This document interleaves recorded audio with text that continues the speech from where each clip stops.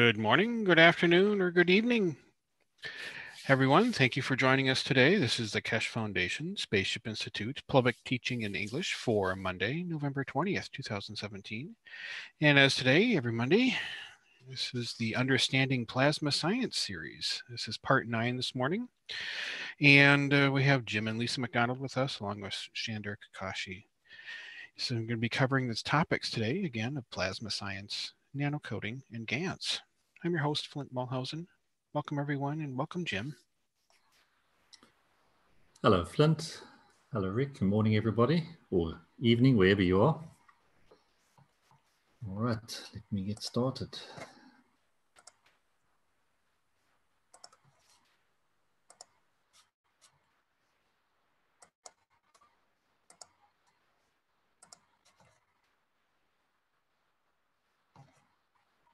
All right, you can see that, Flint? Yes. Okay, good. So we're up to part 9. So there's only 3 more after this one. So we're doing okay. We're covering quite a bit of information, and so we hope that you have been learning along the way, and there's still much more to come.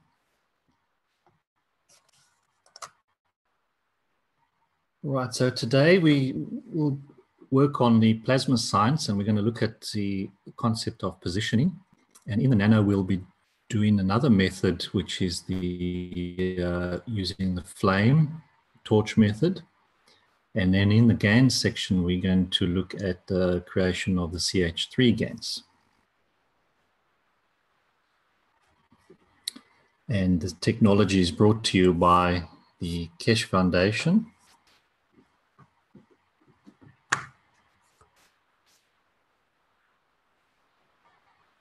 All right, so we'll kick off with the concept of positioning.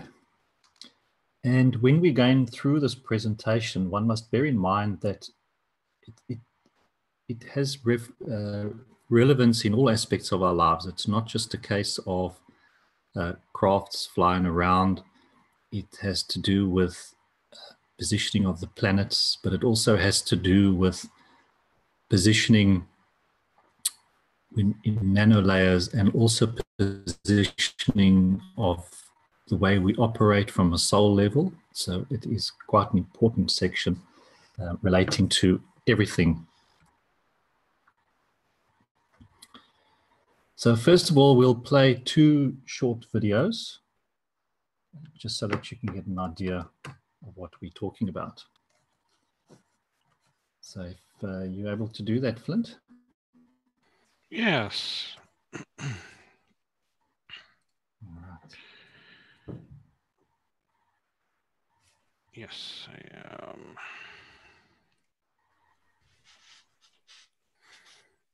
Okay, first one's called Field Lines or Magravs. And this is off our animation series in our YouTube channel.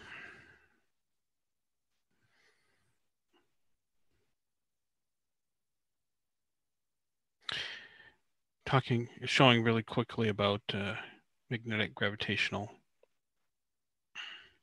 and the different positioning of how that happens.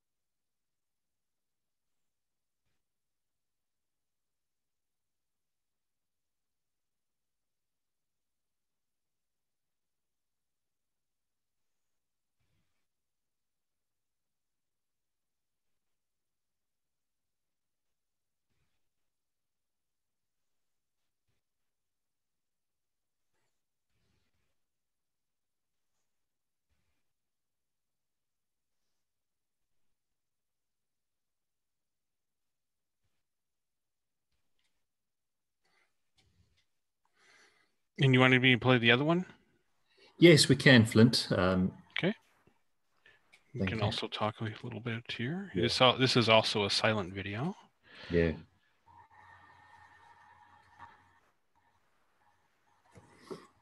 This one we've played very early on in the series of the workshops, but it's important to bring it back again, and just to how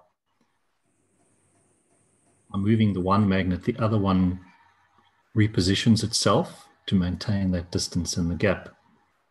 And when you introduce a third one, now they all have to start interacting and find their position with each other.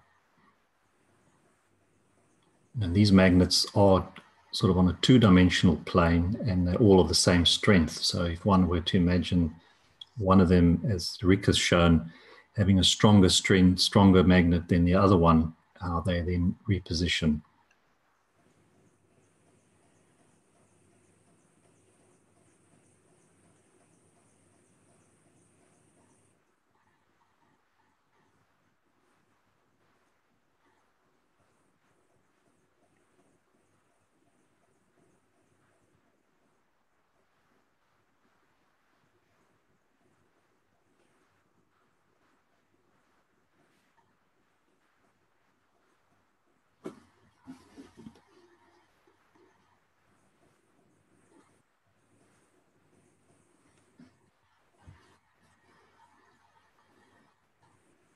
Notice how they're always wanting to move to get to that point of balance where they, all four of them, find their balance position.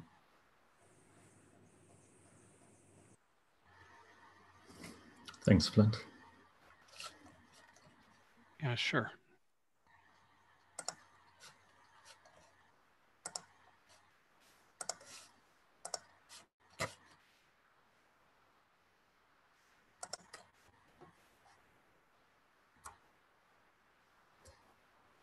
Okay, so we have to ask those same questions now again, and I think hopefully we'll have some more, we'll have the answers for them.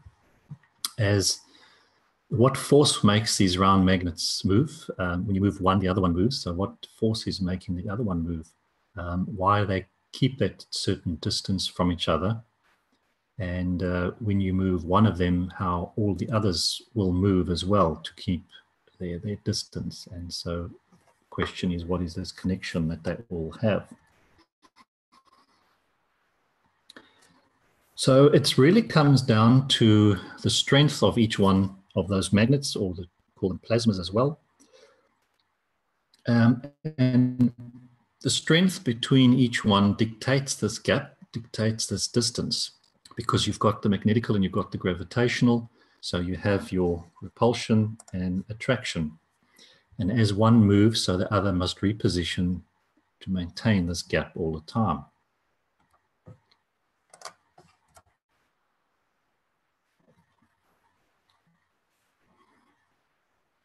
And when you're looking at the fields between the two magnets, the fields exiting the one magnet interact into the bottom of the next magnet. And this is how they keep their distance from each other. This gap allows them to move freely, but they're still interacting with each other through the fields.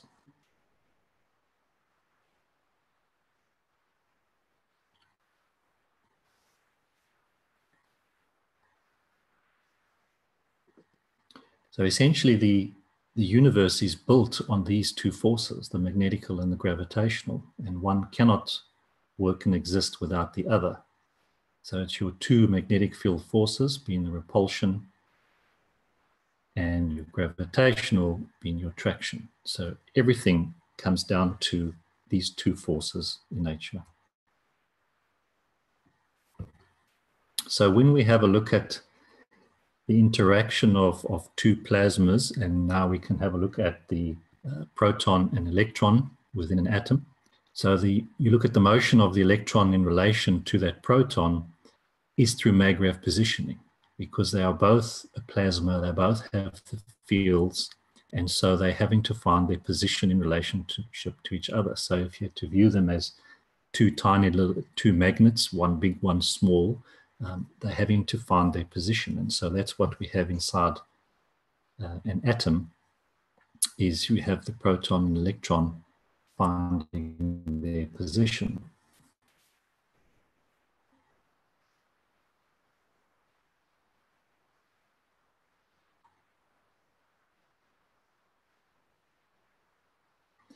Your proton and electron are independent dynamic entities made up of composite dynamic fields. So each one is independent, made up of different fields, but your proton and electron would be consisting of the same field. So what's in your proton is in your electron, but it's just on one's bigger and one's smaller, and so they have that interaction.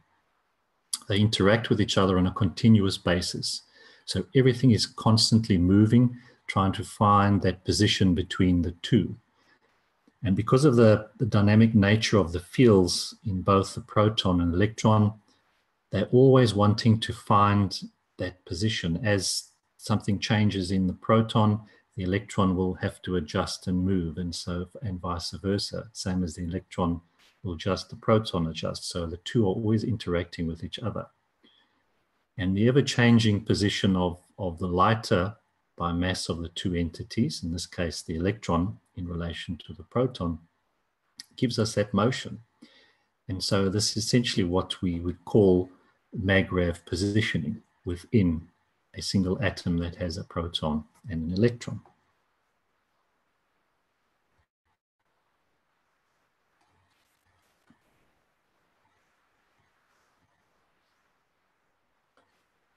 And as we've explained before, when you're doing your nano-coating process, and it's particularly during your drying and curing process where you're leaving your plates to sit for weeks at a time, this is what those tiny atoms are doing, is they are trying to find their position in relationship to each other. They're moving around, constantly wanting to find the position, and as the strength is changing, so they will move until you take them out of that container, and essentially then what you have created is then set, because now you take them out of that environment when you want to end that nano process, and you want to wash and end that moving and positioning of those atoms within your nano layers. The same concept can be applied when we look at how planets are positioning themselves in respect to the sun. It's all based on magnetical and gravitational forces. And it's the strength of each plasma, whether it's the sun in relation to the Earth, which dictates that too, and the movement. And as the one moves, the other one repositions. So that's how your planets are positioning themselves around the sun in our solar system.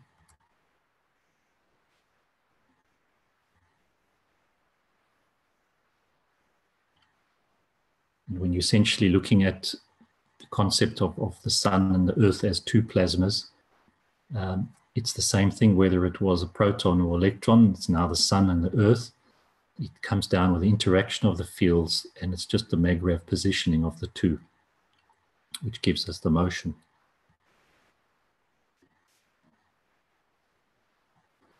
And we can take it that next step further in terms of our solar system within the galaxy, is also, and the movement is also through mag-rav positioning.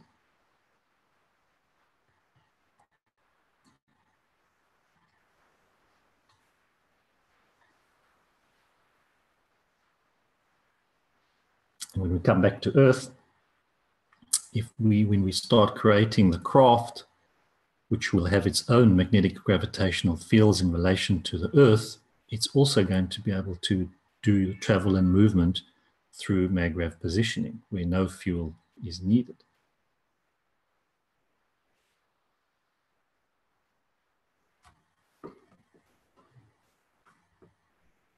So essentially, we're going to learn to travel in Earth's condition, because within Earth, we have a certain set of magnetical and gravitational fields. And when we start traveling in the solar system, we're now traveling in a different condition, a different magnetic gravitational fields. And as we move from our solar system with its mag-rav fields into the galaxy and then into the universe, so we have to learn the different conditions in which we're going to be traveling in.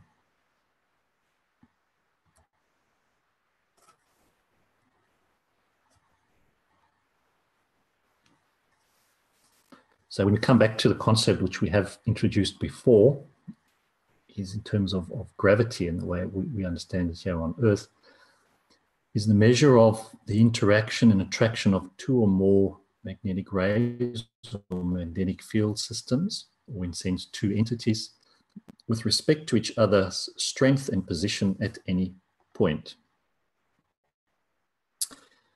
So, in other words, we have two plasma entities do interact in position. The much stronger one will pull in the weaker one. So that's how it's explained if we look at ourselves as a smaller plasma in relation to the Earth. All comes down to maggrav positioning. All right, any questions on that one? It's very short, but it's quite important. It's sort of a very important principle throughout this technology that we need to understand.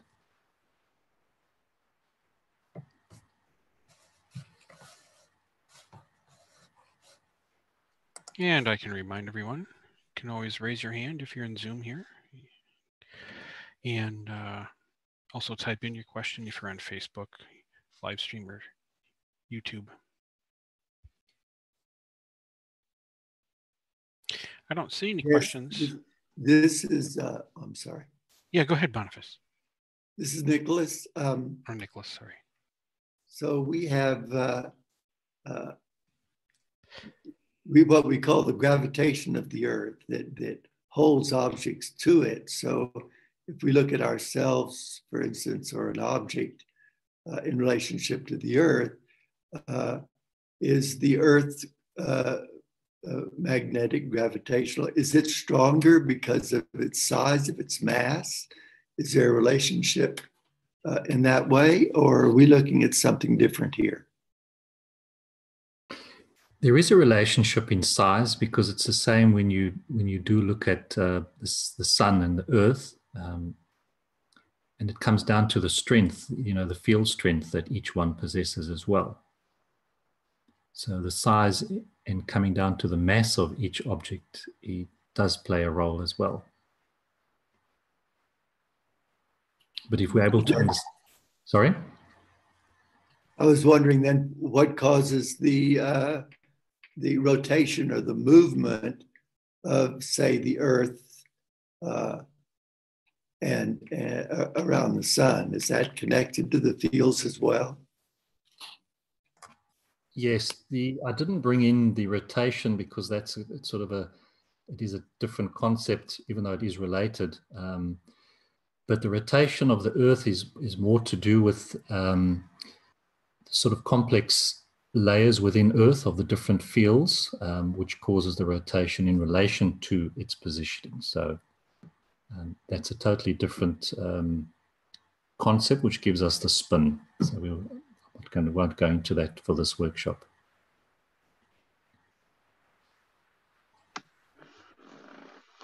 So the Earth is positioned in relationship to the sun.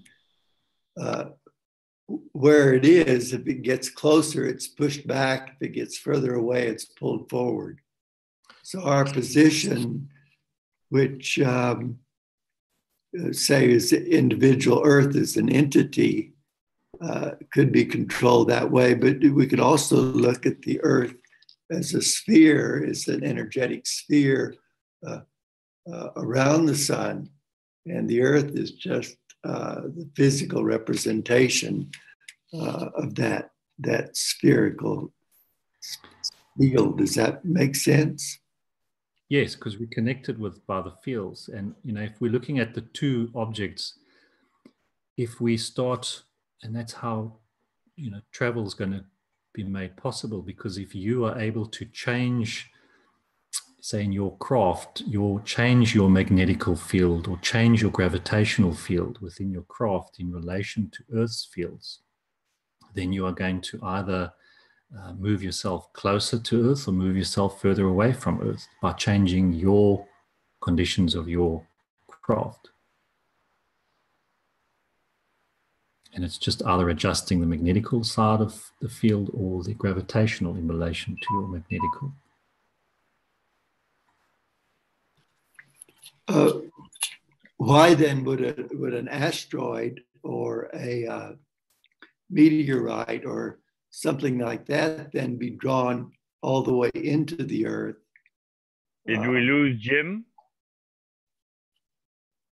Hello? You want to just finish there, Nicholas? Well, I just wondered why some objects like a meteorite or something like that doesn't have a position. It's drawn all the way into the Earth, where the Earth is not drawn into the sun. It has a position. Well, because we're not drawn in, because Earth, besides having its gravitational fields, also has magnetical fields, which all entities have both magnetical and gravitational. And so they find their position in relationship to each other. If one maybe looks at the sort of a meteor, its magnetical is probably a lot weaker than its gravitational. So it's able, that's why it gets attracted to Earth.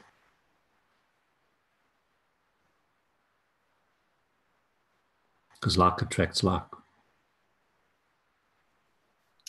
Great, thank you. Jim, John here. Good morning. I have a question, please. Can you hear me? Yes, we can. Okay. According to this theory, don't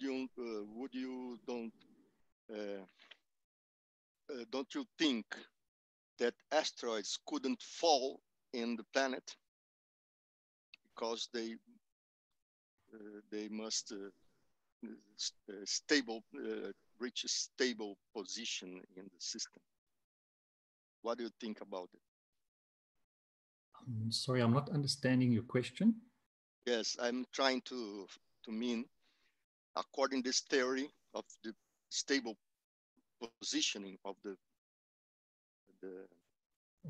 two system, objects, the planets and other asteroids, for example. Don't you think asteroids could not fall in the planet according to this theory because they must be in a stable repositioning system in relation to the planets? What do you think about it? It depends on what is the magnetical gravitational fields of that asteroid in relation to the Earth or in relation to the Sun. And also the asteroids are actually positioned in the asteroid belt.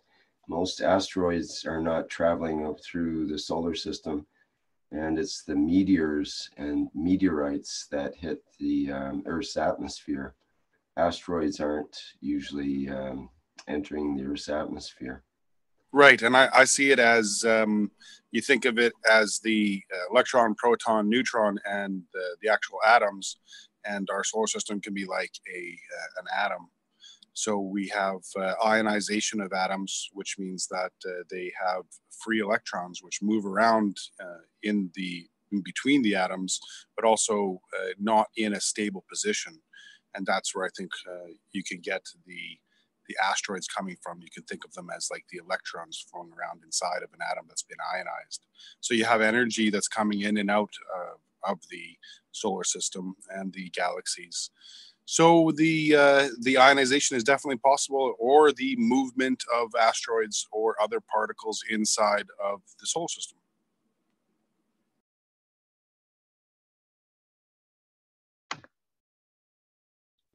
Hello, Jim. This is Boniface. Yes.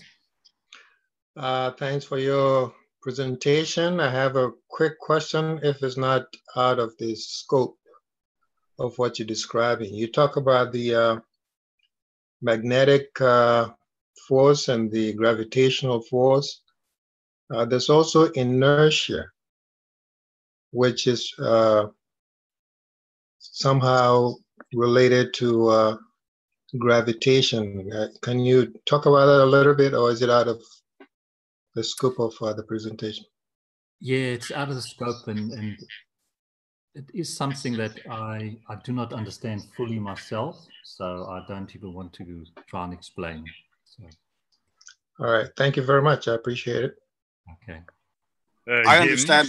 I understand inertia as the movement of magnetic fields within another field. That's what I understood inertia as. Jim John here. Yes, John?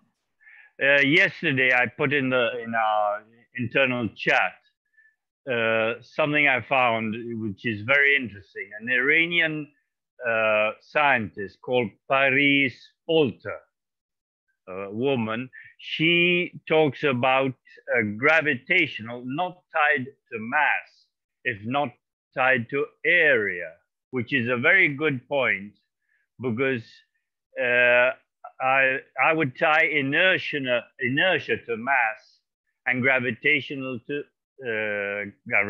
force to area, which is a very nice point of view. And she demonstrates it mathematically in her book. I haven't read the book, I just read the commentaries, which are very, very good, very interesting. And she comes from a similar background from Mr. Merenkesh. And she has a few more years in Meram, about 10 years older. So she's got a different point of view, very interesting. It's worthwhile only reading the commentaries. It just gives you another idea of what gravitational is, what is inertia. And so we can visualize gravitational with magnetical very much on the same level and not tied to the inertia and the mass. Thanks, John.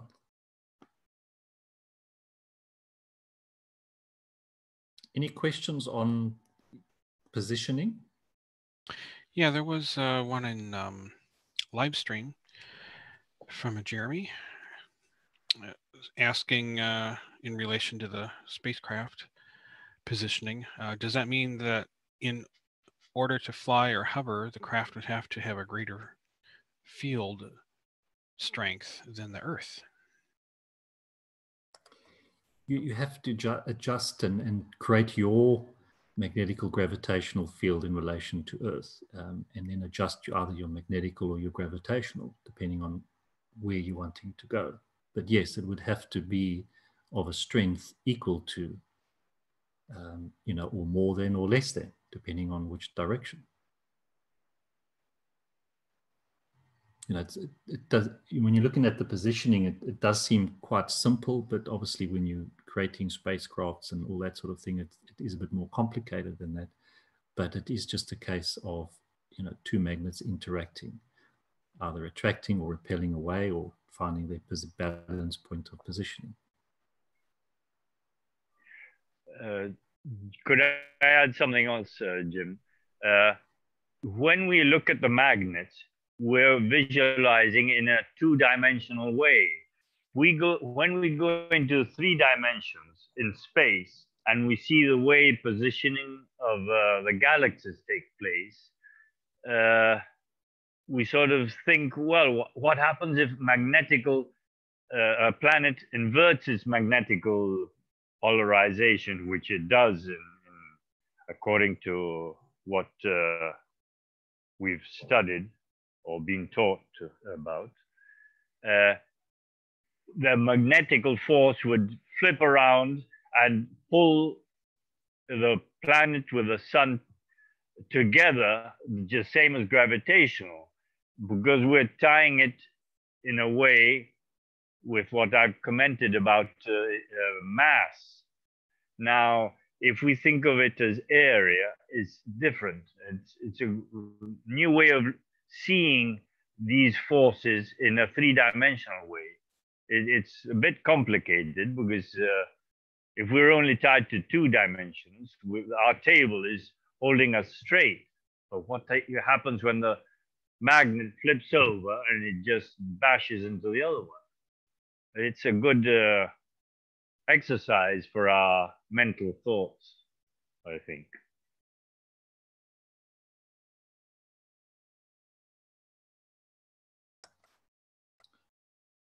Thanks, John. Any other questions, or we move on?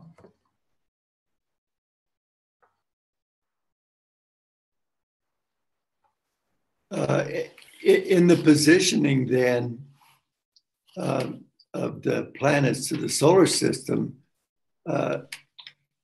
and you know they're relating to more than the sun, but it seems to come back to this sort of dish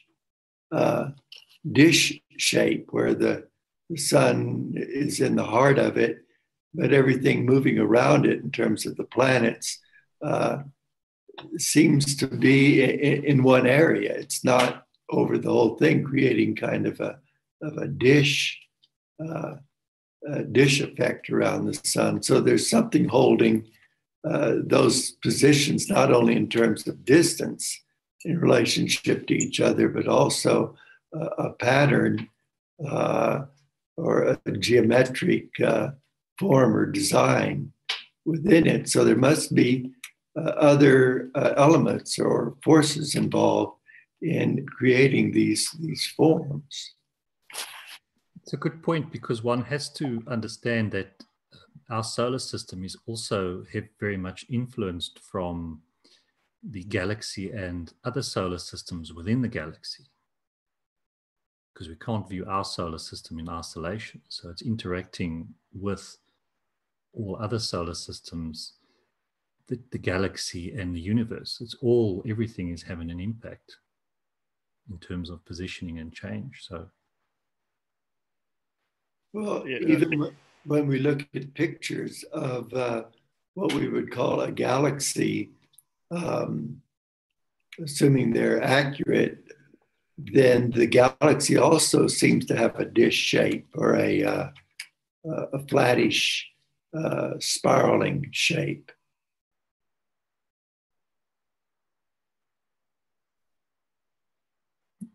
Yeah. We've got many different galaxy shapes. There are some more like a ball shape. Don't forget, we're in 3D, and remember that our solar system travels as a corkscrew towards or away from the galaxy center. We've also got to visualize that. Don't think of the solar system as a plane where we're fooling around with magnets. We're in space in a corkscrew effect, and everything is traveling together. Whatever bit of dust in space is nearing or getting away from the sun or the earth, it is traveling in that corkscrew effect. If not, it only comes in circumstantially once in contact with our interaction of our solar system.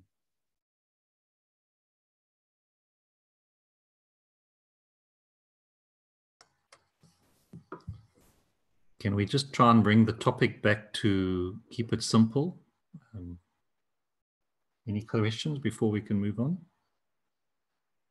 I have another question, Jean, please. João Batista from Brazil. Yes. I think there's not the same the position considering the atom and the solar system, because in the atom you have a electron orbit in kind of spheric shape, and in our solar system we have an ecliptica, a plane where the planets orbit the sun. What do you think about what this difference is in relation to repositioning? Thank you. Well, even within your atom, the electron is positioning itself all the time. So it's coming in closer and moving further away within a band, within that sort of certain range, depending on its strength. So the planets are also doing that in a sense as well. They are moving in their shape, different shapes depending on the strengths. Also important to note that the time scale is, we're only seeing it the way it is now. We're actually in a spiral, not in we're spiraling into the sun. And eventually all the planets will spiral into the sun.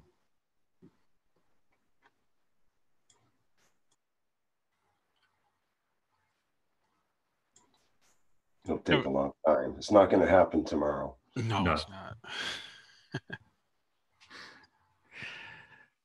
Yeah. All right, is that it? There's a statement on Facebook here saying the magnets are just to illustrate the fields, right? I mean, not every field is repelling or attracting like magnets do. Otherwise, you would be pushed away from your position when another person comes close to you.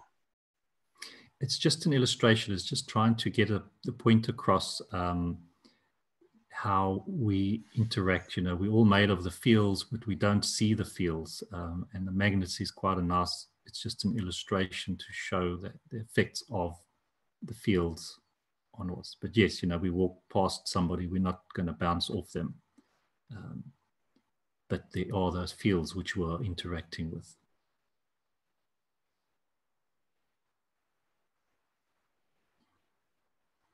But in a way, you're also repelled when you're not, you don't congeniate with that person. Yeah, on emotional level, you know, where you meet somebody for the first time and you either like that person or there's just something that, or, you know, that doesn't agree with you. And so it is the attraction or repelling of the fields that you do pick up. So in a way you are sensing that, but on a different level. It's not on a physical matter level like the magnets.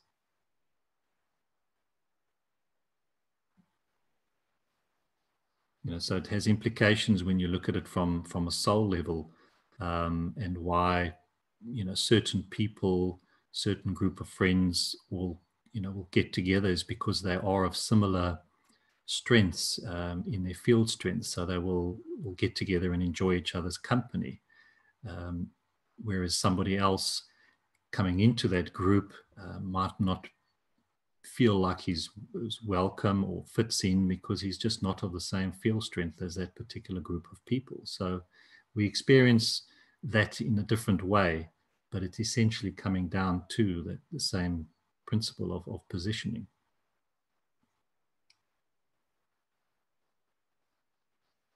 Can I add something, Jim, please? Yes.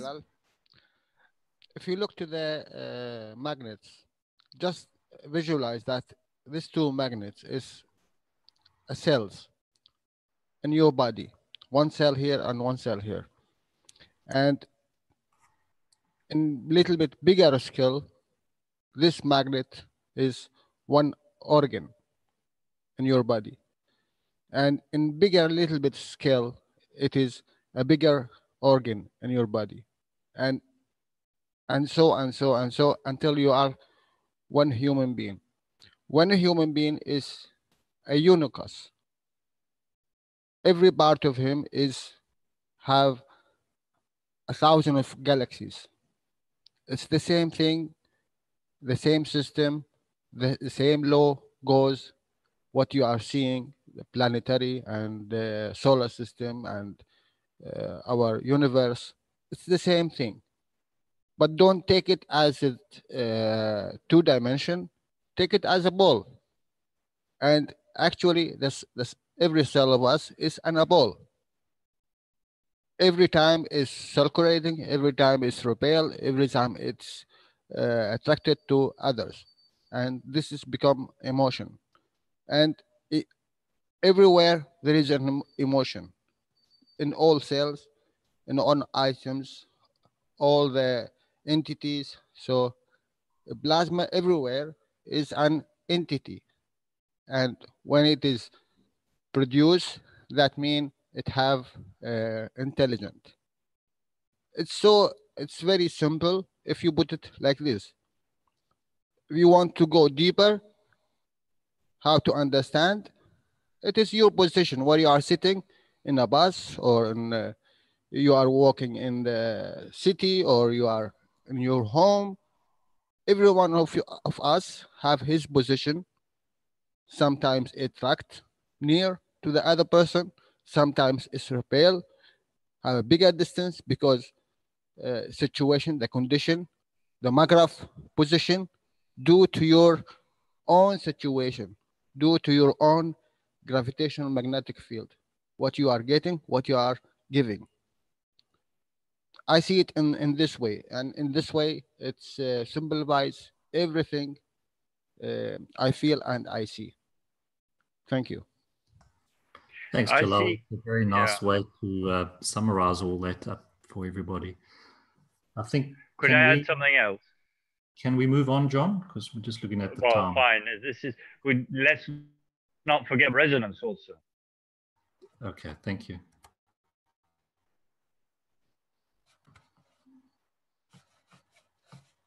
Okay. So the next part is the nanolayering with the fire method. And I'm glad to see that Sandor's with us, because my experience with the fire method is very, very limited. I just have tried it a few times and not very successful. As I'm going through, in Sandor, if you're welcome to join in and give us comments as we're going through. Okay, I'm here. I hope I will have no internet interruptions. So now it's Monday morning, so people are at their jobs in this district, so probably will be at the bandwidth. While yesterday it took 50 minutes to transfer 2 megabytes file. It was Sunday. So let's hope it will be all fine. Eventually, also my video can be started if the host would allow.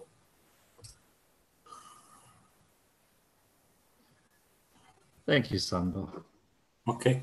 Okay, so the fire method of nano-coating is using a gas burner, something like that in the picture there, butane gas. And so what you're essentially doing is you're heating up the copper of your coils, and you're using the flame, and it's a case of understanding which part of the flame that you're wanting to use, which region, so that it can actually work on your copper.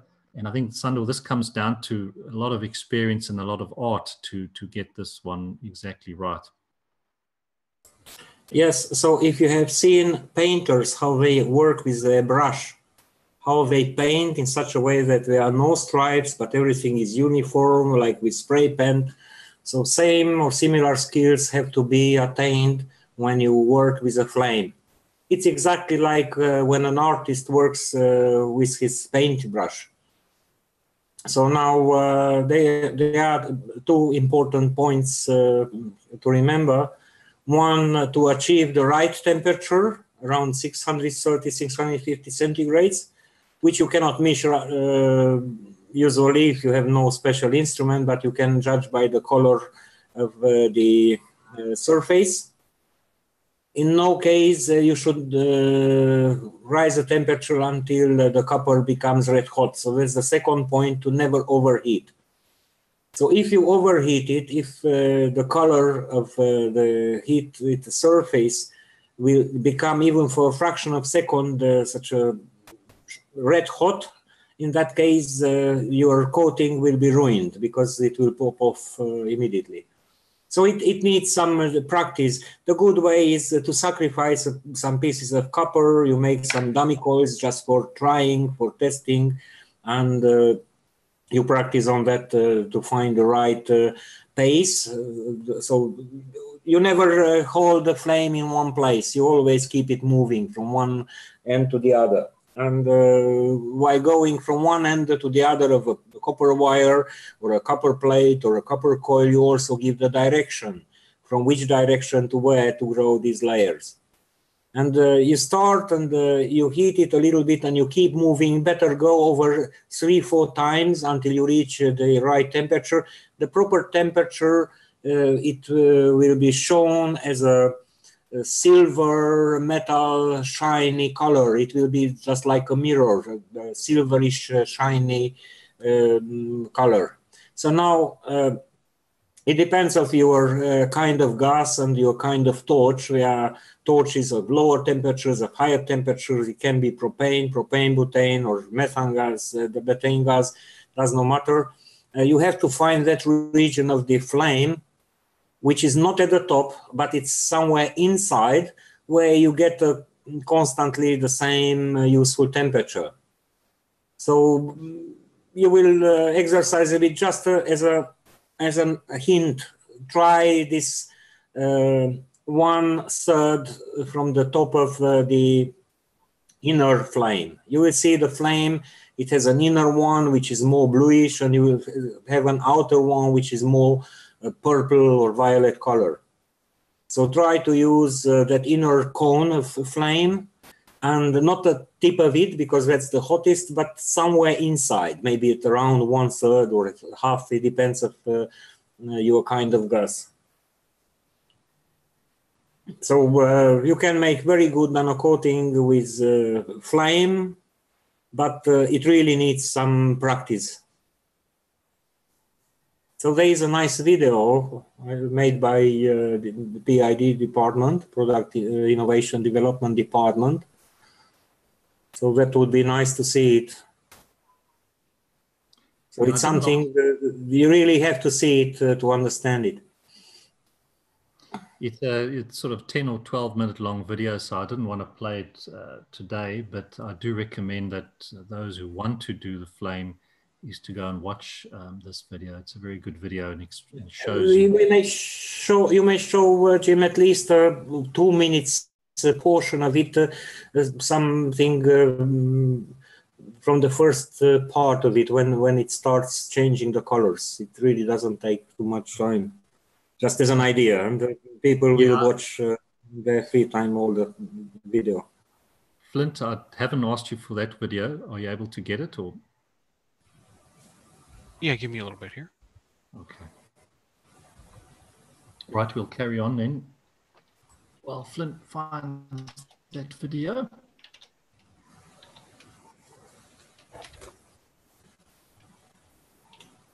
Right, when to use this one method. Sandra was saying it requires some skill. So I've tried it and not very successful. Where my layers keep on flaking off. So what can happen if you ruin the coating? You just repeat it. So the good thing is that after you overheated the copper, you can go again with the flame in right temperature, at the right temperature, and the new layers will be created, and the old one will pop off. So we use it when we have no time to do a process which is several weeks, like the caustic immersion method. So when you have a very short time, like you are in a disaster area and you need quickly to find something to make some nano-coated copper because you want to purify some water, or you need to make some ganses. In that case, if you can make a fire, even if you have no gas torch, but you just have a fire of charcoals, you wait until the flame goes off, and when you have the live coals, without flame, only the red hot charcoals, in that case, you can hold over it at a small distance the plate without touching it, and you can heat it up until it changes the color. It becomes such a metallic shiny, like a shiny silver surface or like a gold surface, and then you will see the color, it turns in a grayish color. You don't expect to get a black color, just to change its color to a matte gray, and then it's fine.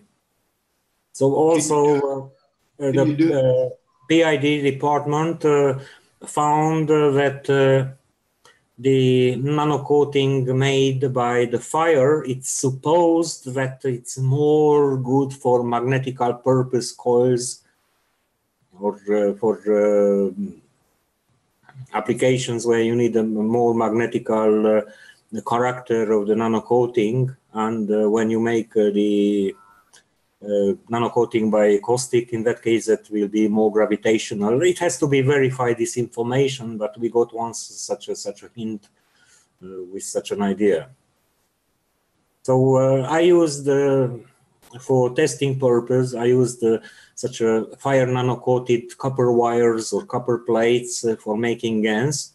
And this coating doesn't last too much, so it goes off faster in a salt water. But it's very easy to renew it. You just take it out, you use the flame again, you refresh the coating, you wait until it cools off, you put it back into your GANs kit, and it works again. And another thing, you don't expect to get a perfect nano-coating by fire at the first move, at the first operation, the first process. It's better to repeat that nano-coating by flame 5-8 times. Hello. So yes, hello? Hello, yeah, you called me in. It's Caroline. Hello, Caroline. We were just explaining in so somebody pushed the button to call you. This is that's okay. Science class Monday mornings. Okay. Okay. So can you call Flint? Sorry, Sander. Flint, can you call me again because my phone is locked? Yeah, no problem. Thank you.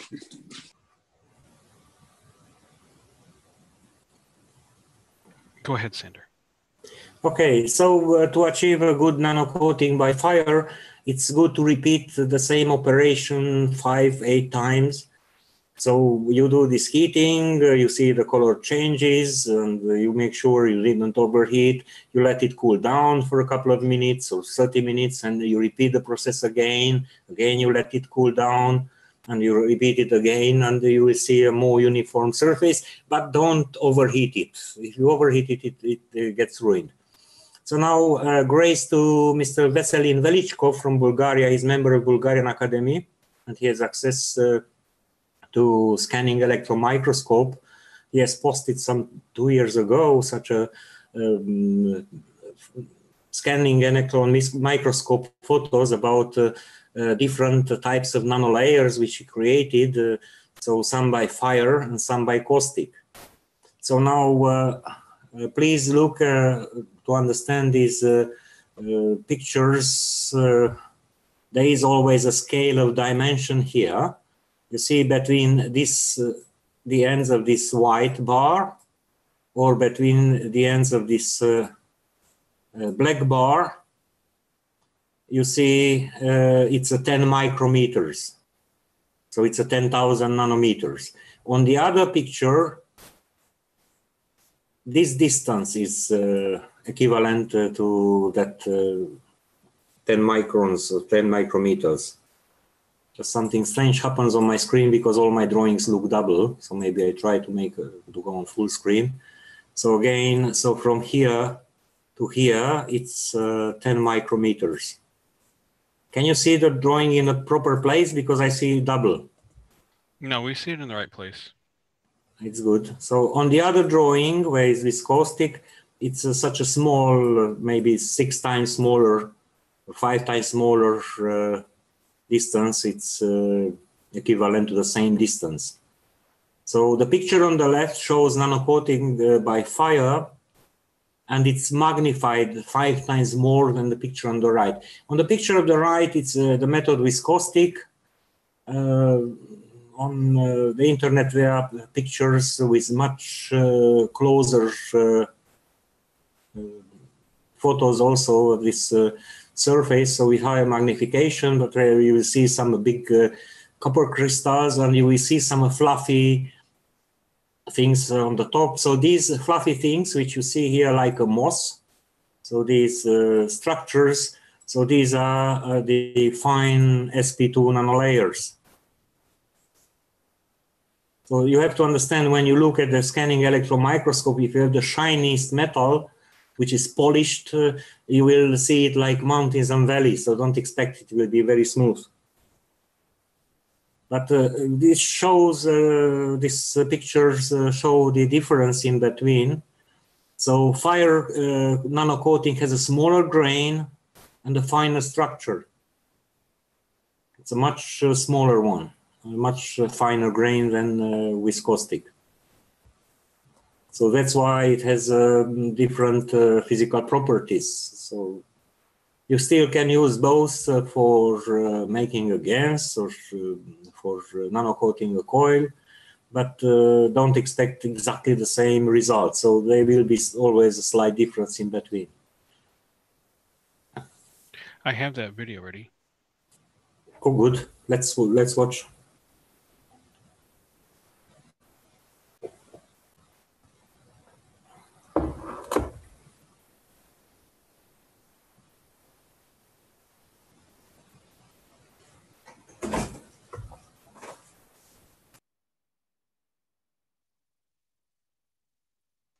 I don't think there's any sound. Maybe the sound is not shared, but it shows well. You start in one end and you follow the path of your energy flow in the coils, how you intend. This is the way how you give the direction with the flame. Start with one, you keep it moving always, and you see that shiny metallic color like a shiny silver. That's the temperature which you have to reach. With some burners you achieve it very fast, with someone slower it's better to have a lower temperature burner. Okay, and now it starts going, and you have to keep moving to maintain the same shiny color under the tip of the flame. If it becomes such a many colors of the rainbow, it means the temperature was not uniform.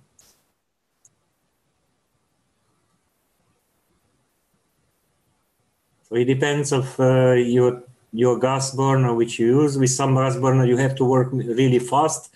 With some, like here in the picture, in the video, you can go a bit slower. But basically you keep it moving.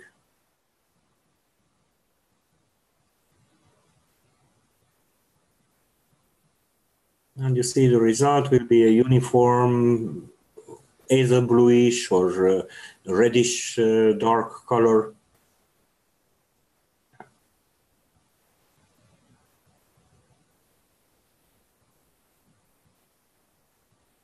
When you see that shiny metallic color, that's the right temperature.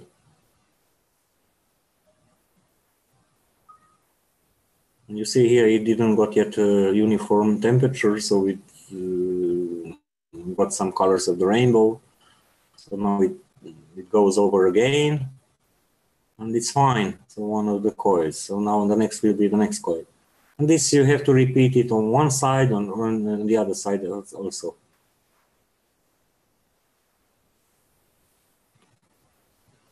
Just be careful and have patience. Better achieve that result in several steps than to overheat it.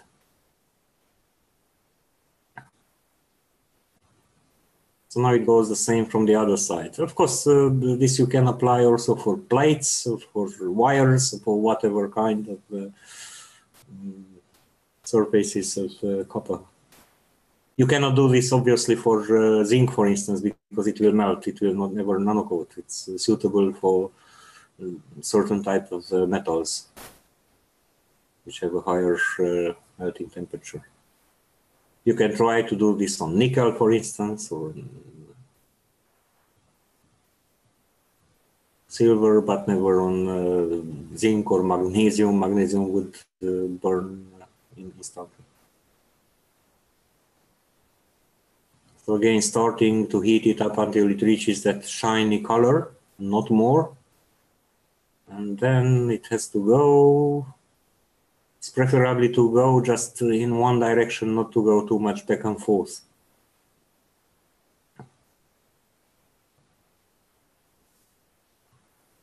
The best is to use just a gas burner like the plumbers use for joining together, for soldering together the pipes.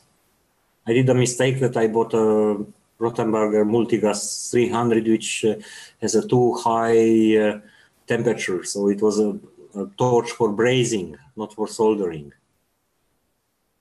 So it's not so easy to use. It overheats very quickly.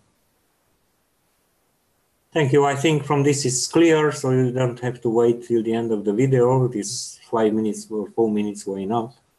So people to have idea about what's the ideal aspect, how it should look like, the surface of the copper at the right temperature.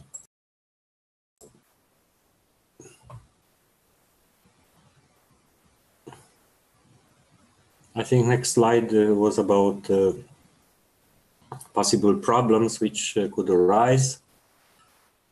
So you may obtain a very nice black or dark gray surface, and when you touch it, you see it goes off, or just you keep it hanging, and the next day you see everything is fallen out. The flaking of the layers happens if you overheated the copper. If you reach 700 centigrades, it's already overheated. So we have to take care to never heat it up to red hot color. So there is a remedy for it. You can rework the surface later with the flame of the right temperature, at the right pace, the right speed. Another thing which may happen that the surface is not uniform, but after you nano-coat it, it has many colors of the rainbow. So this happens when the heating was not uniform over all the surface. So as a remedy, you can reward the surface with the flame, again at the right temperature, at the right pace. So my advice was to better work over the surface 5, 7, or 8 times with cooling time in between instead of overheating the surface. So better be patient. You can make beautiful nano-coating by fire. If you don't want to reach the most perfect surface at the first, but you reach at second, third, fourth time when you go over. So because it needs some skills, it's really an art. So if you are able to paint a uniform painting or a lacquer surface with a paintbrush, probably you have enough skills to work with such a flame nano-coating too. Any questions?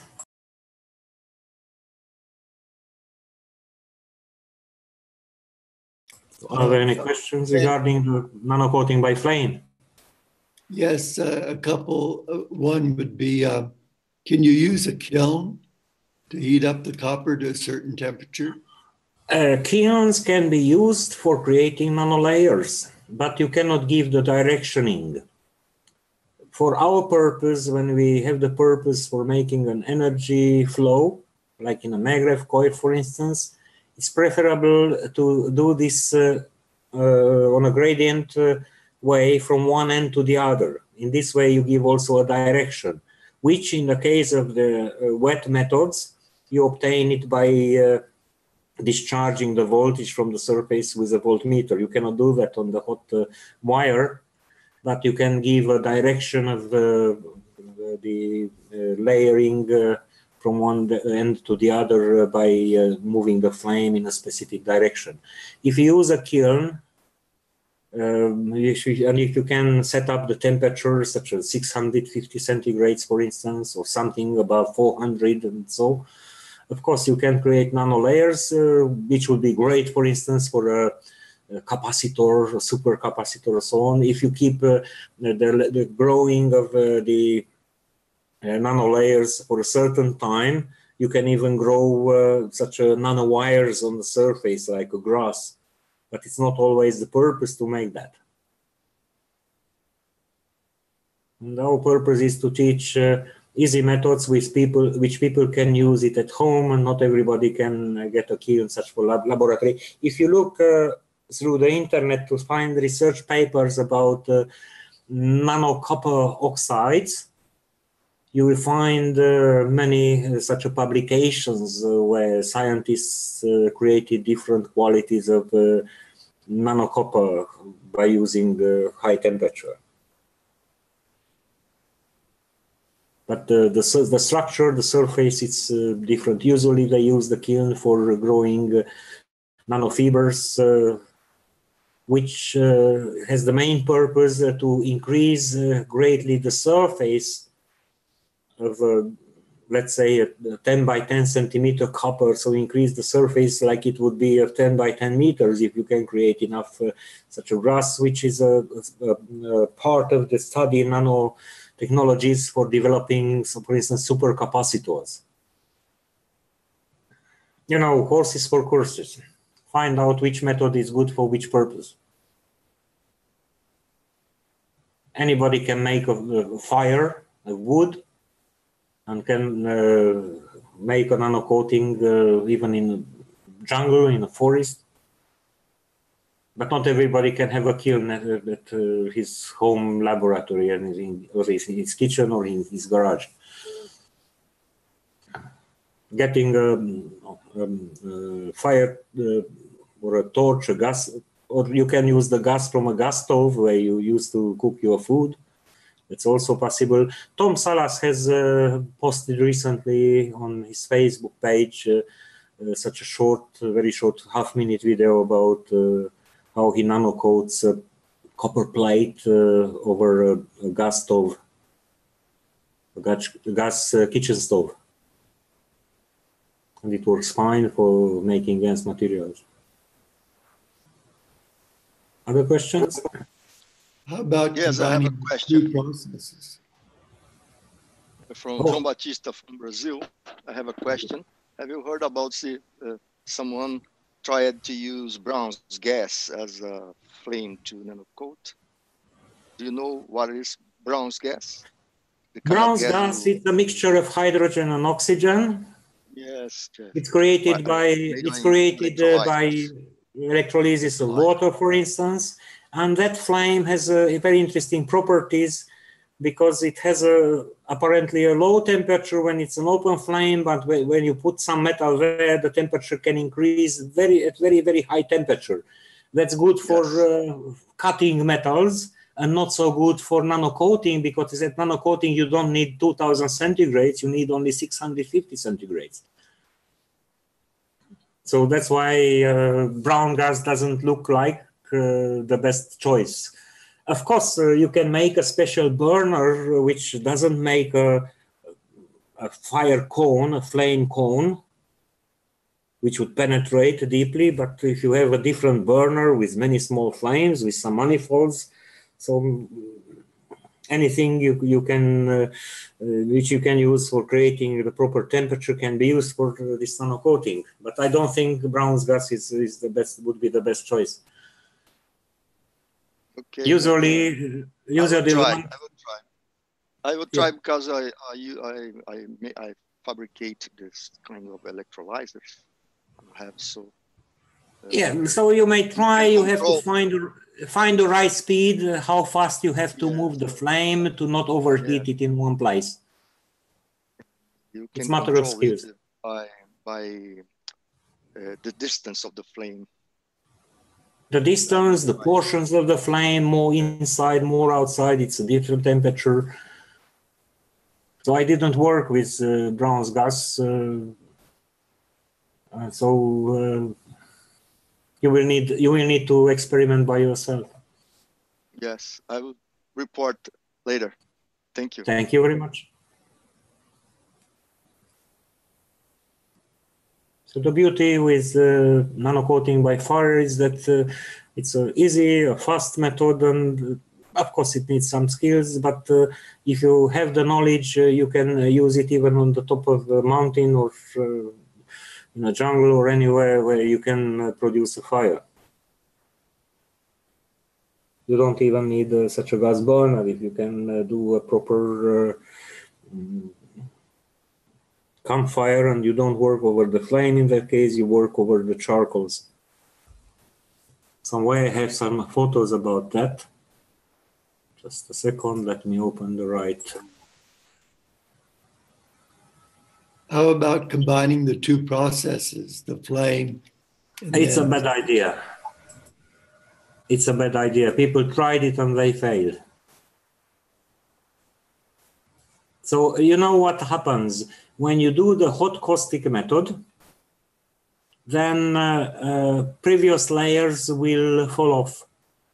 So that's why you usually use a hot caustic immersion method for nano-coating.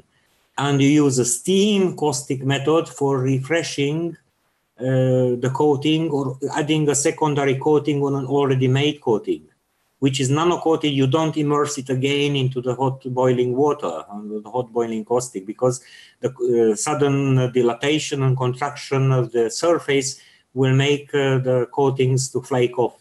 So if you think to nano-coat by fire first and to put them in hot caustic, you just wasted the first operation. Let me share here a picture. So this is a hot surface of a live coals. So after you make a fire, you just wait for this moment when you have no more flames. You just have such a hot charcoals, and this is the moment when you can fry your steak or when you can nano-coat your copper pieces in safety, never on a flame in case of campfire. So if it is just a second. When it is such a grayish, you just blow a little air on it, so you remove the ashes from the top, and you will get this hot coals, and this is the best to use. So certainly you will need pliers or pieces of wire or something to hold from a distance, to hold your copper plate or copper wires at a distance in proximity of this heat source. And there also you have to take care to never heat it up to hot red. So these were my photos of my campfire.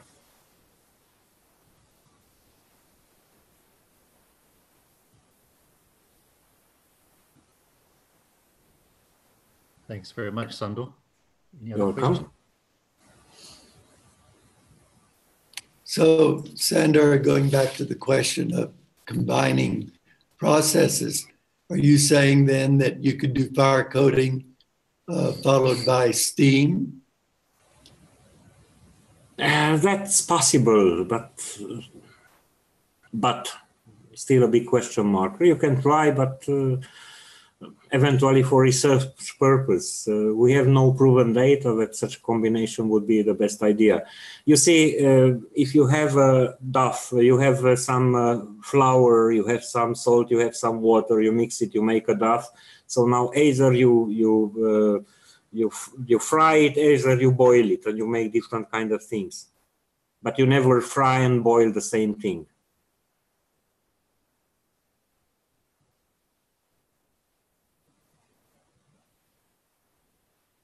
But you may try. We do not advise to mix the methods, but you may try, and you can relate. You can report later the results and observations.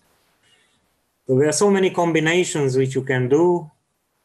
So maybe you get different results with one, different results with another. You know, no method is wrong. But just different method gives a different result. I tried to do such a thing. I was curious, like you were. So I tried to nano-coat first with flame, and later I put in caustic, and I didn't get a good result.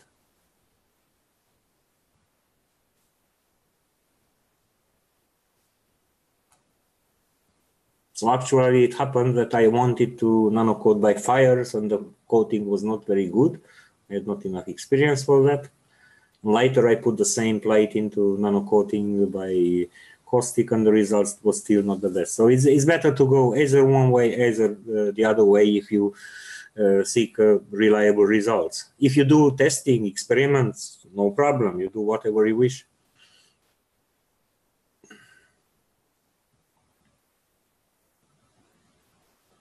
It seems that the suggestion to fire coat coils and to use the caustic method on plates, that seems to be out there. Is there Any difference in the process for plates? Is there any reason one shouldn't use the fire method for plates?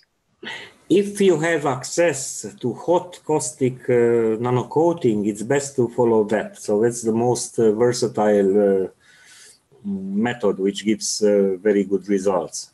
You see, in factory production, there was some production in Philippines, locally at a small scale. There's some small scale production facilities in China. They have been a big production facility in Italy and so on. And at the beginning, it seemed to be a good idea to do the nano-coating by fire. We know an engineer from Canada designed a special machine which you can program it with the robot.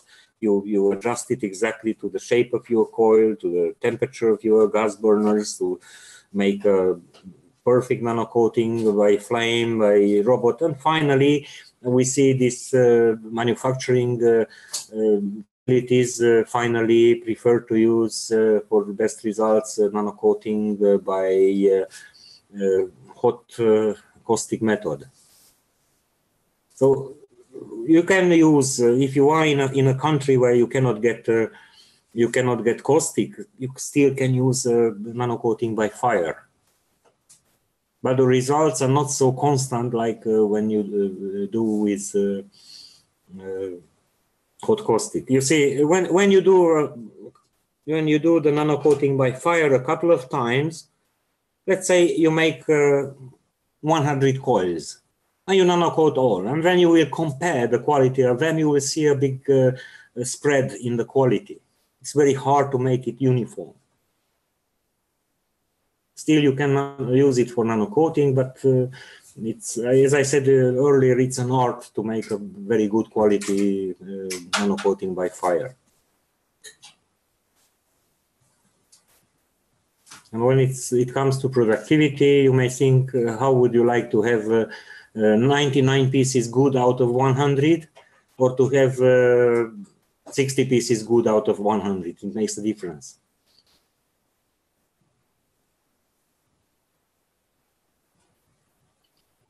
So you can nano-coat coils in the hot caustic method. Yes, so if you have a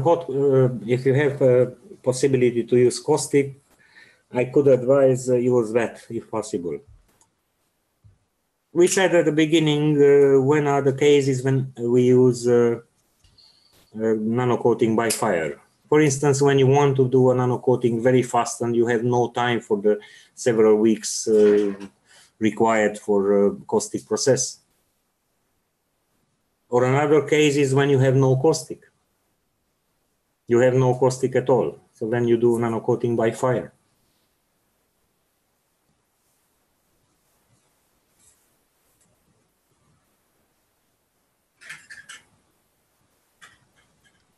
It comes down to your circumstances in which you're in, what you're capable of. Yeah, it's good to know several ways, several methods, and you may choose in which case which one to use, according to the purpose, according to the urgency, according to the state of affairs or the situation, the conditions in which you are. It's good to have more ways. For instance, how to make a fire. If you know only to light a matchstick or to light a lighter, you can lose your matchstick, you can lose your lighter, and what you do? You starve because you cannot cook a food, or you cannot boil some water to disinfect it if you don't know other methods. So you have to be able, for survival situation, how to make a fire by 2 pieces of wood, by a piece of stone and a piece of steel, and so on. It's good to have a variety of methods.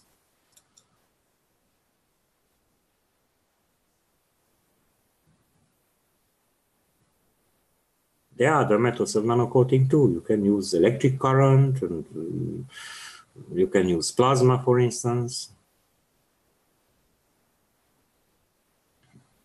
So nano-coating by fire is one of the many methods of nano-coating. And it is an easy one, but it needs some practice.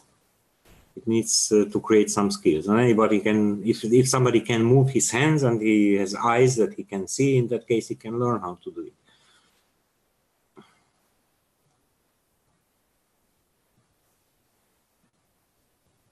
There is a big silence. Are there more questions?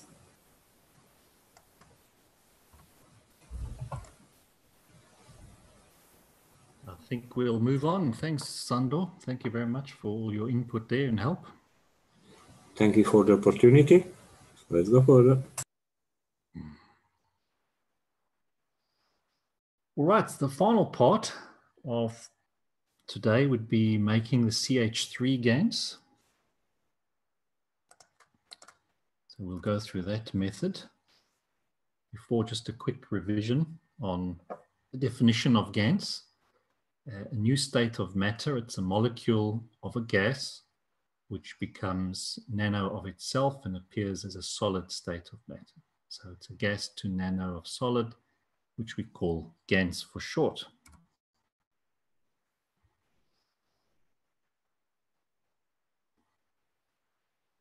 And a plasma or single Gans or single plasma has magnetical and gravitational fields, and your plasma can be made up of millions and millions of fields that come together and spin continuously. So it's your dynamic field interaction, which we explained earlier on.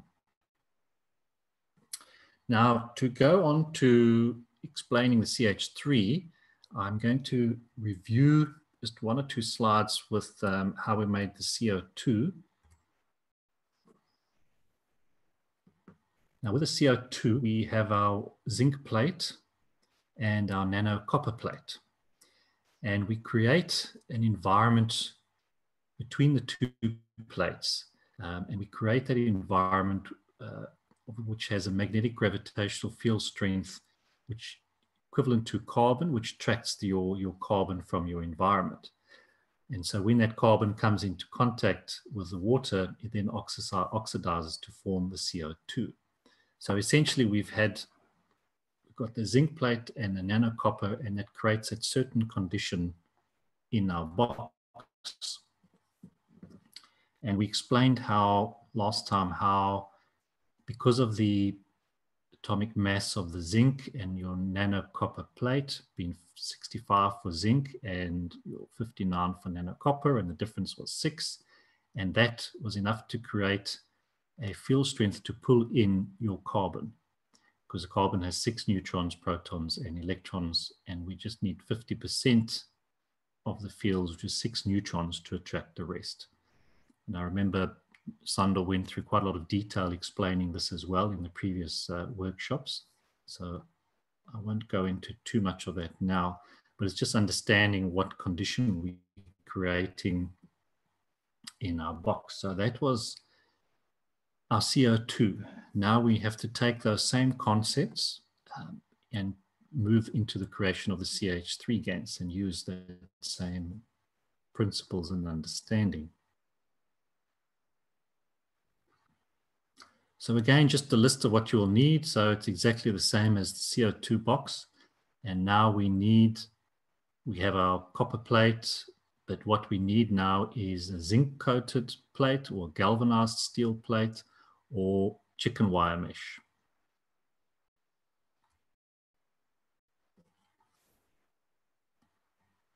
Because now what we are doing is we're now introducing a new condition into our box. It's a composite material. So when we have our zinc plated iron or chicken wire, essentially we have zinc coating on the outside of some steel, and in the inside you've got your iron plate. So you're having the composition of two metals, one with your zinc coating on the outside and your iron on the inside.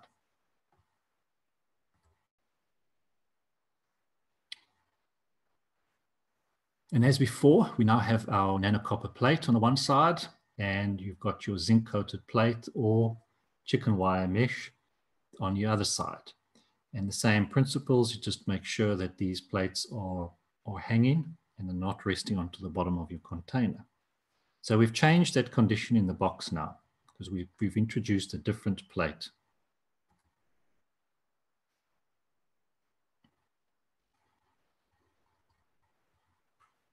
So now we've got our nano-copper plate, but now we've essentially got a composite metal in there. So we've got zinc with iron. And as we've explained with the CO2, when we look at the atomic mass of zinc being 65 and your nano-copper plate having 59, that difference created 6, which created that carbon field zone in between the two plates. But now we've also got iron in our box from in the middle of your plate, or even in your chicken wire. And the atomic mass of iron is in 56. So now that comes into play, because when you're having a look at, you've got your 56 and then your nano-copper plate is 59. So the difference of those two is 3. So now we are also creating in that field zone 3 hydrogens.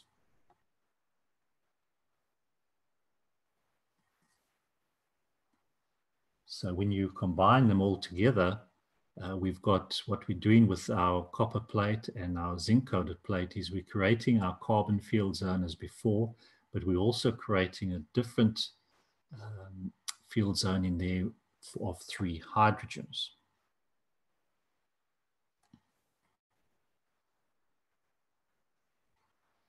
And this is just another illustration of essentially what we've got in our box.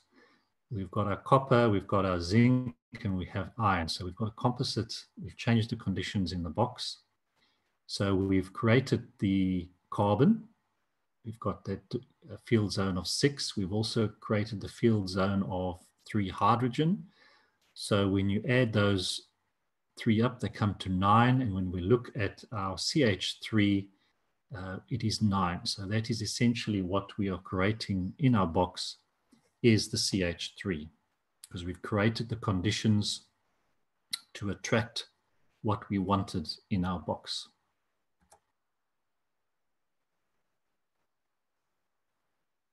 So by adding in your zinc-coated steel, you've created an entirely different condition in your box, because the whole purpose is to create the attraction field zone for carbon and hydrogen so that you can make your CH3.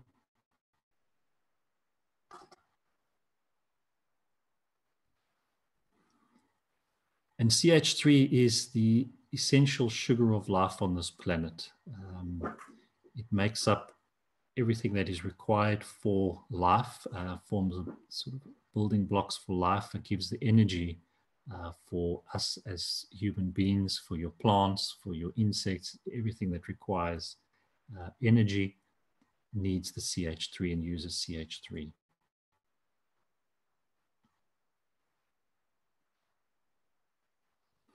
We extract it exactly the same way as the CO2 and the zinc we explained in previous workshops. You can syringe it out and place that Gans that you've collected in a separate container. And of course, one has to also wash this Gans, because it will also have salt. So you need to wash this to get rid of and reduce that concentration of salt. And you do that by, the Gans that you've taken out, you've extracted from your box, and you've put that into a separate container. You just add distilled water into that and allow your CH3 to settle down to the bottom. The CH3, because it's lighter, takes a lot longer than the CO2 or your zinc to settle down to the bottom. So you need to give it more time to settle down. And then again, pour your water off and then just refill with more distilled water. And then you can repeat this 15, 16 times to ensure that the salt is washed out. And Sando explained very nicely the last time the science behind the washing and the dilution of what you're starting with and what you're wanting to end with the salt.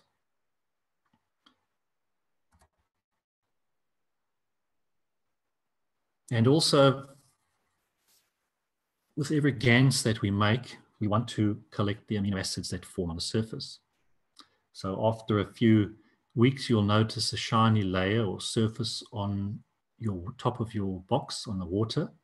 And this is your amino acid. That's the oily amino acid of the CH3. And to collect this, one also takes a plastic spoon and you scoop this off. place this in a separate jar, and this you don't need to wash. You just store that contain the label and store when you need. And as this amino acid has a link with the iron, now we have a connection with our blood, because as we know, our blood contains the iron as well.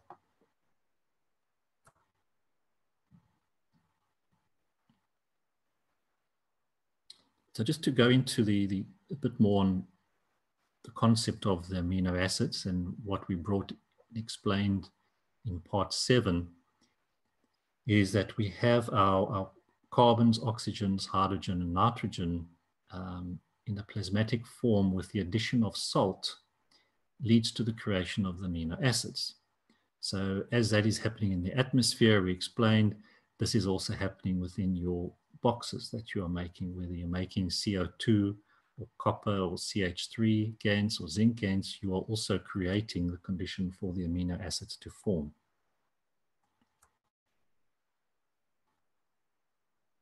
And as we've explained as well, the amino acids then in interaction with the copper gives us the muscles for the man.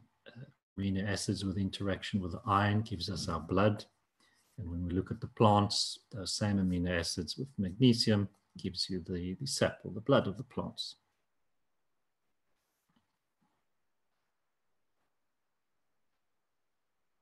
So the amino acid that forms on our boxes on the water is the connection to the atmosphere of this planet. It gives you your C carbons, oxygens, hydrogens, and nitrogens.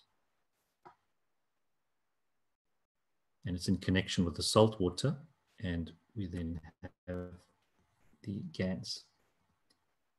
So the amino acid we produce in our different boxes will have a connection with our body. So depending on what condition, which Gans we're making, it's going to have certain connections with our body, certain applications. And a lot of this comes down to health applications as to when and where we will use these amino acids.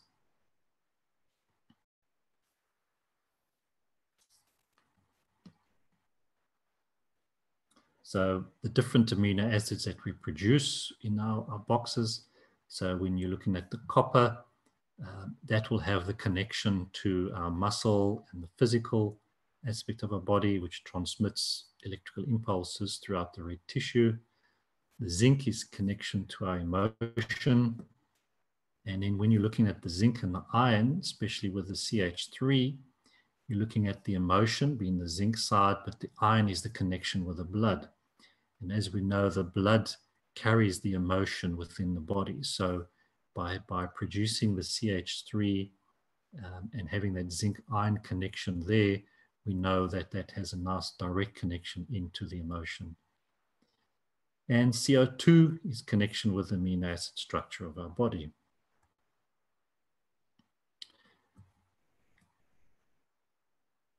And as before, in anything that we do, whether we're nano-coating or making ganses or making plasma devices, it all comes down to our intention when we're making them. It's at how you feel, what your emotions are at the time that you're setting up and making the ganses will all have an impact on the outcome that you are wanting, because it's our thoughts and our energies have the maggrav field, and these are transferred directly into the box and ganses that we make. So when we are making anything, particularly if we're making something for somebody else, is to have that intention of healing and wanting to help and somebody else, and you're putting those maggrav fields into your ganses that you are making. So this is very, very important for you to really almost sit down and think of before you start anything, as to what is your purpose, what is your intention that you're wanting to create with anything that you are dealing with.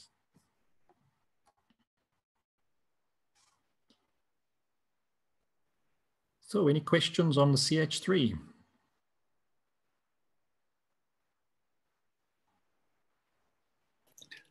In choosing our galvanized mesh, one of the questions that I have is, do we just assume that it's iron and zinc that's created that galvanized.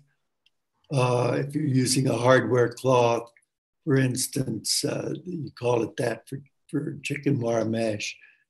Are we just assuming then that it's zinc and iron and not something like tin or titanium used to create that coating?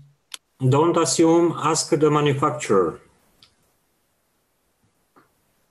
Ask for the technical specifications of the product. Yeah, what I've done when I've looked for my plates is I've gone into the hardware store, and it will label. You will see the label there whether these plates are being galvanized or zinc coated. So then you know exactly what you are dealing with, and so don't assume, because as you say, you never know what that coating could be. It might look like zinc, but might be something else. So always just check and make sure what you are purchasing. Jim? Yes. Has anybody tried hot dip galvanizing process? Because there's a big difference between electrolytical galvanizing and hot dip galvanizing. I don't know if you know that difference. There is a difference, but at the end of the day, you are still ending up with a layer of zinc on your iron.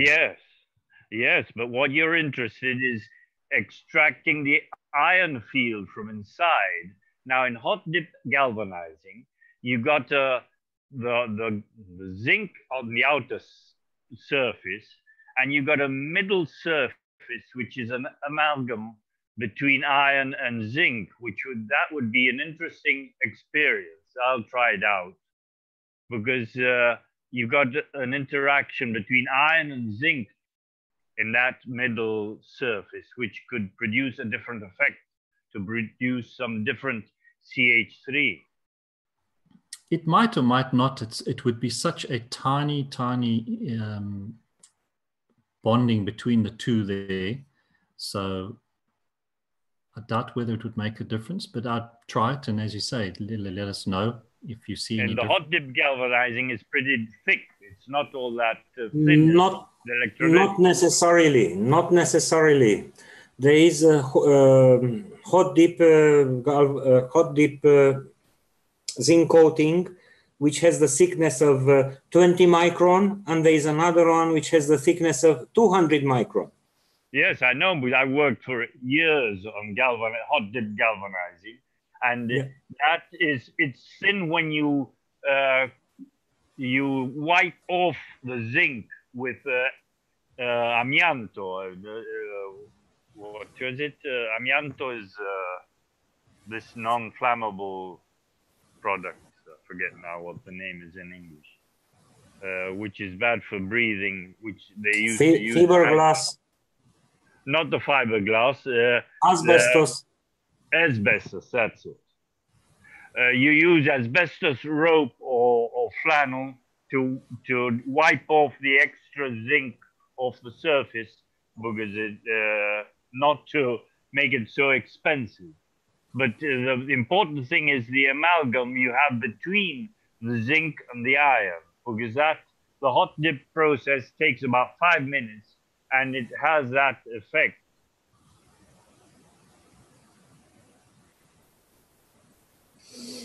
Think in terms of fields. So what fields could be there? Well, that's why I mentioned this, because the fields must be pretty different. You've got the iron field in the center. You've got this amalgam field in between, and then you've got the zinc outside. And what you're interested in is the field effect of the iron, but it could make an effect on a more emotional CH3. Oh, yes, we usually don't go so much in details. You know, you have an apple tree. It makes many apples. If you taste 2 apples from the same tree, they may taste slightly differently, but they are still apples.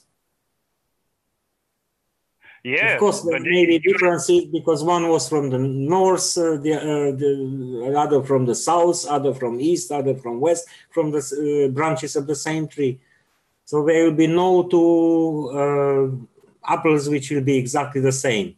So same with all kind of these coatings, you will not find two pieces which are exactly the same, but as the apples from the same tree are still apples, and even from different trees, even though there is a little difference. So it happens with the galvanized zinc-coated iron as well. Yeah, I would have more concern about the carbon content of that iron. I would have much more concern about that, because you may have such hardware parts which are galvanized steel and which have a higher carbon content, and you may have a soft wire, for instance, which has a less carbon content. So that would make a more difference. Yeah, you're right there. Now, in an apple tree, as you say, you've also got apple trees which have been injertados, where you put some other plant and gives it another property, and part of the plant will give you one type of apple and part of the plant will give you another type of apple. Can we just stick back to the topic? Are there any other questions, please? Yes. How about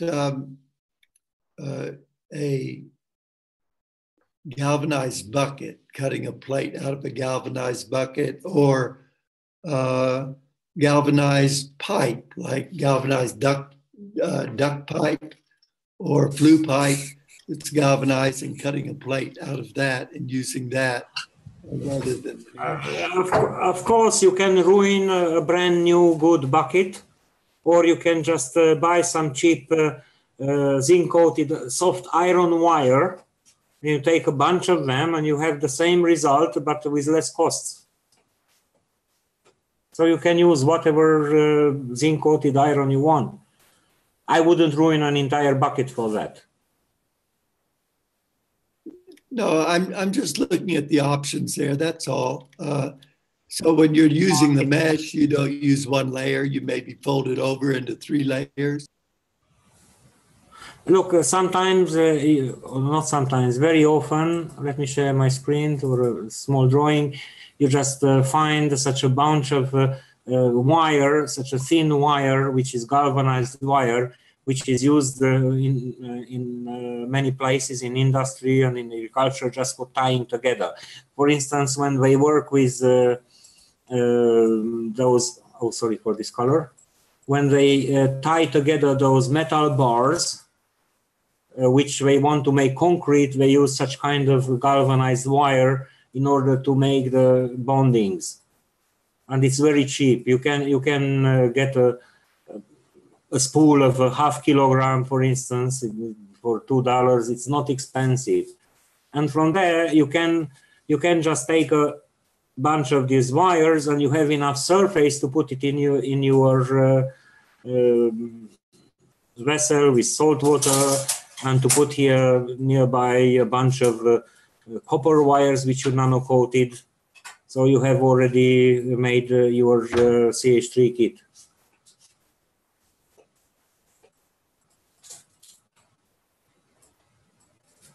And it's much cheaper than to use a bucket. If you have nothing left, so you are in the middle of apocalypse area like in the Mad Max movies, and you find a galvanized bucket, you know it's a treasure because you can make a CH3 Gans out of it. But otherwise, why to ruin it? Well, that's maybe good, but you know, and a lot of people in construction or things you do around the house, and you have a piece of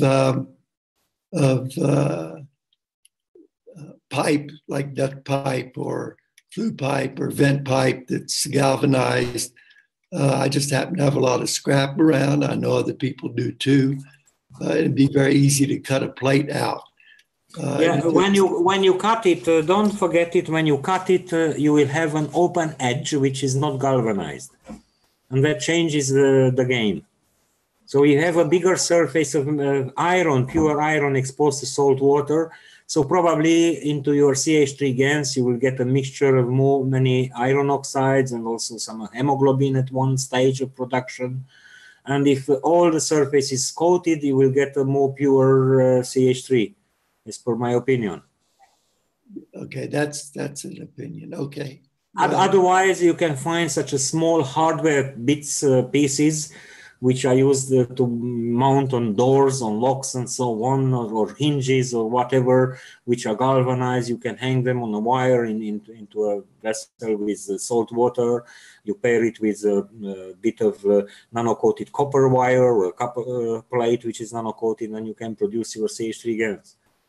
But preferably soft wire is better because it's less carbon into the iron which is inside.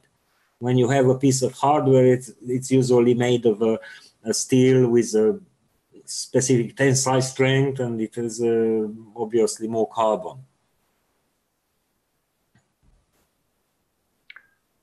I find, according to this question we got in the chat here, we get CH3 when there is no more free oxygen in the water. We still first got to consume all the oxygen, the free oxygen, which the fish need in the water.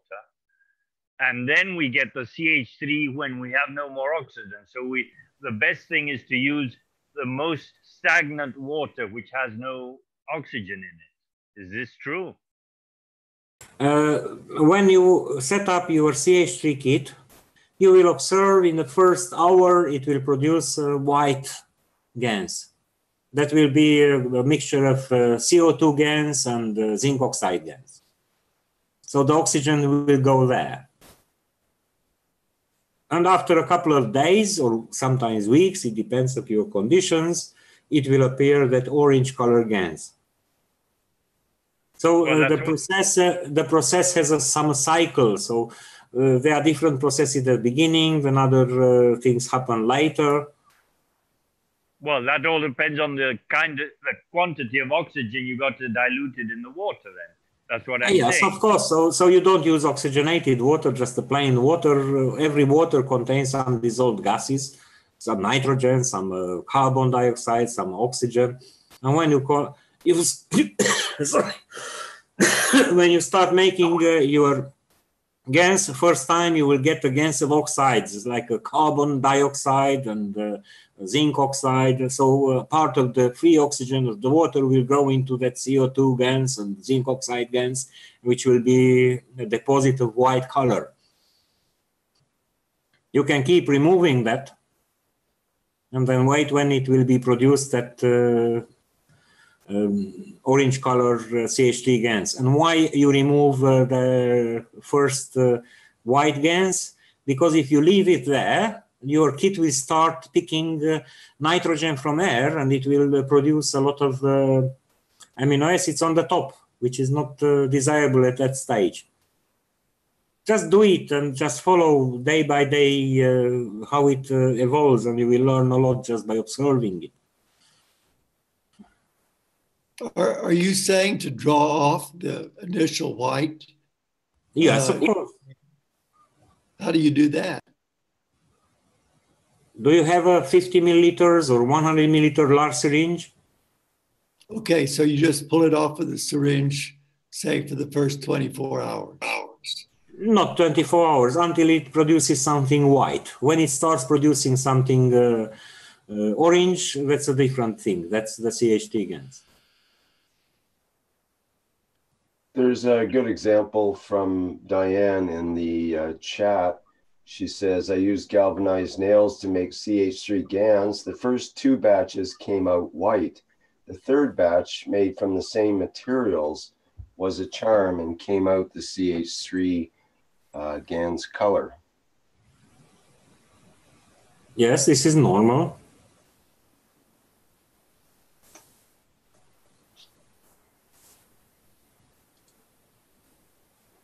That's a good example, I guess. So are you, in this, do you recommend using a LED light? You can use or you cannot use. It depends of what you follow to obtain. By an LED light, which you put in series with the 2 plates, you are reducing the currents. The production will be a little slightly slower, but it will be a different quality.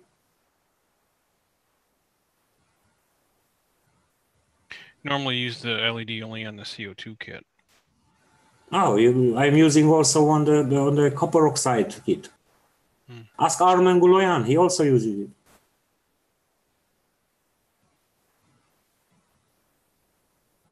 So in the CO2, we get a significant difference in the GANs when you use or don't use a LED light. And you're saying that it's not significantly different in making CH3. It makes a significant difference because if you don't limit the currents, you will get a lot of zinc going off your zinc-coated or zinc galvanized iron. The zinc will last longer if you limit the current.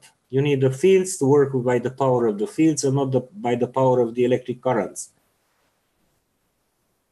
If you want something produced by the power of electric currents, then go to a shop where they're doing galvanization and you will get a lot of galvanic mud or sludge, which is a different thing. So just to clarify, I'm sorry, it's a little hard. You're saying we're likely to get a better CH3 by not using an LED light. I'm using an LED light even there. You can choose to use or not to use. You will have a different current and you have a different condition. You can do in both ways and compare the results. Okay. Thank you. Which is the method that's recommended in the new workshops for the Keshe Foundation workshop teachers, I wonder? There must be one way or another with that one. So people shall come to an agreement about. So no method is wrong. I just share this to show you the color of the CH3 Gans made with diode in series. Nice. So this is after I picked up from the bottom of the plastic with a syringe.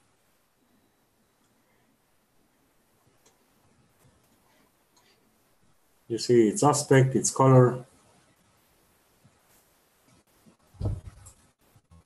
It's not a muddy brownish color, it's real orange color.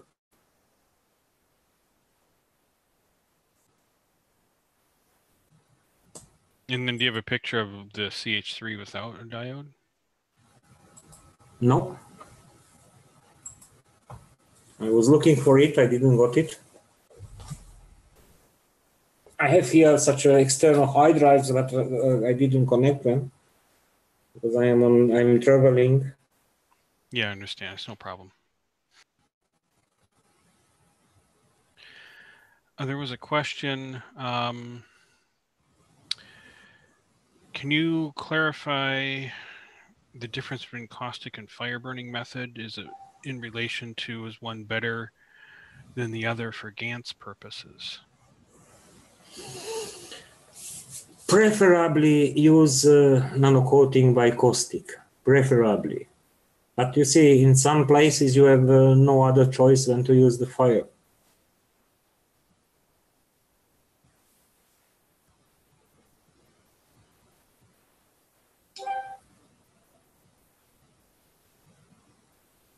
Okay, there was another question in Facebook. So the zinc coated plate has the fields of 59 down to 56. When we mix fine iron and fine zinc powder, do we have the same? Fine zinc powder? Yeah, I'm not sure what they were asking, if you could. Where from that idea? Because we didn't talk about that. It doesn't make sense to me. So how about it we add some salt and pepper?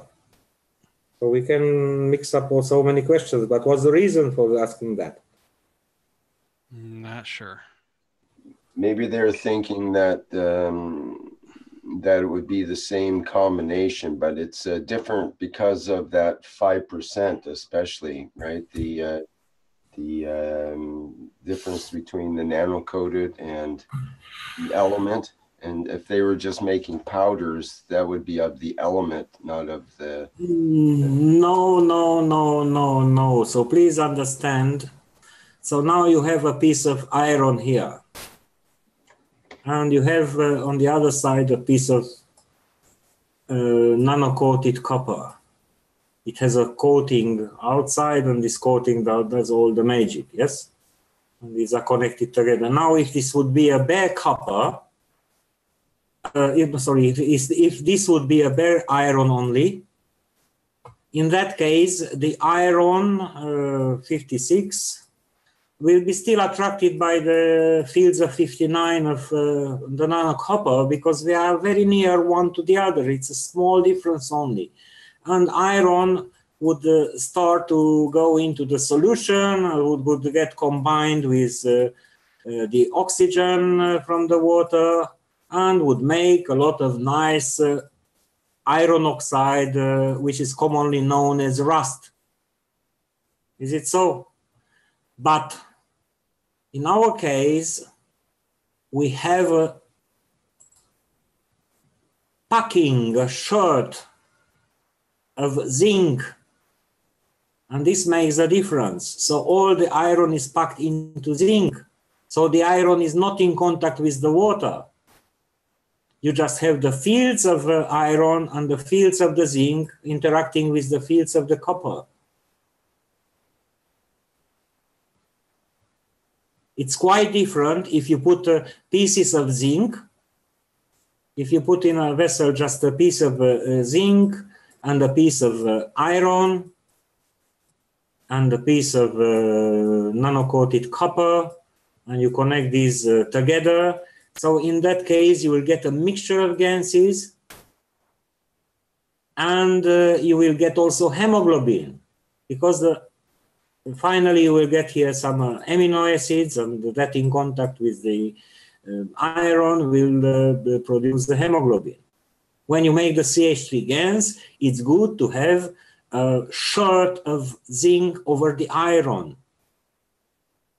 You don't want the iron to dissolve into the salt water.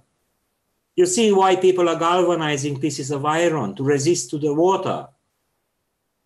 Pieces of iron which are exposed to rain, or they have to be in the water, usually they are galvanized. They are covered with a layer of zinc.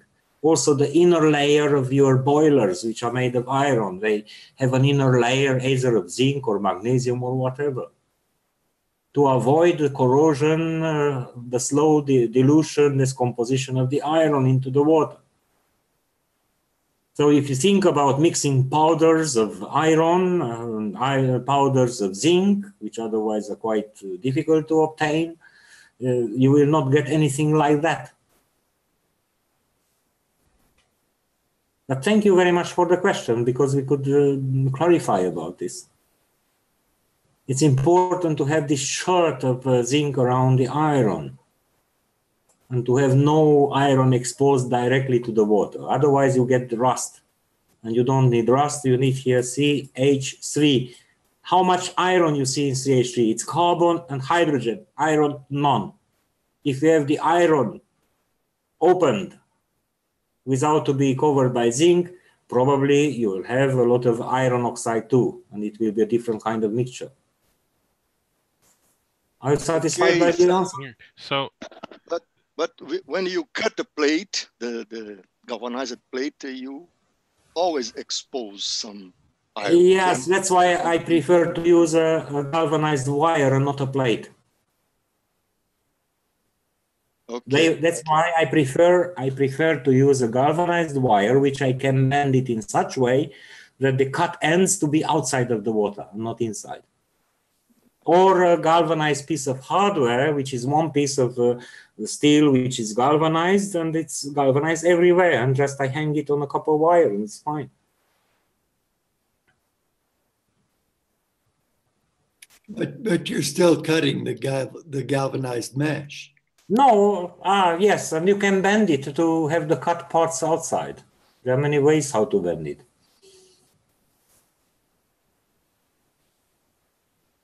Very good information. Also, probably with your wire, you call it the tie wire, you have a soft iron.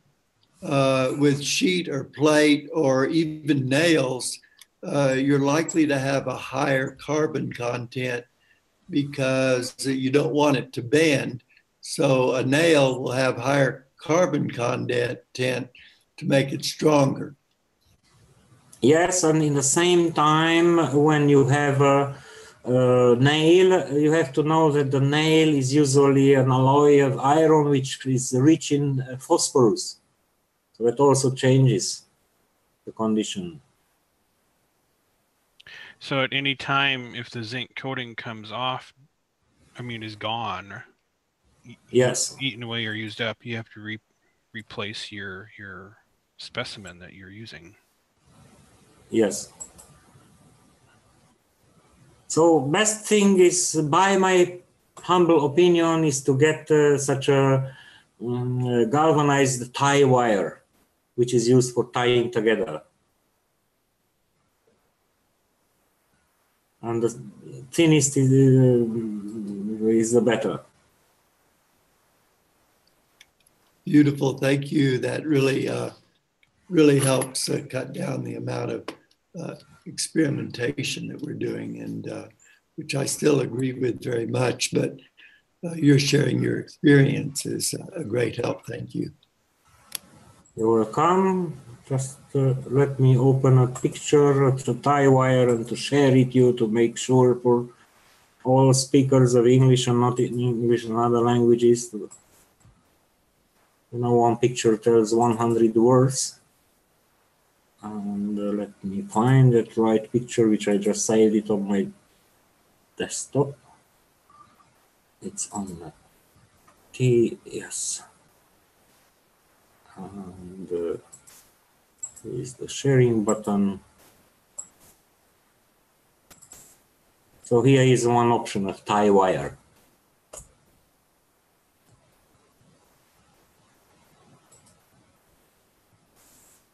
Here's another one. This is a thicker one. The thinner is better.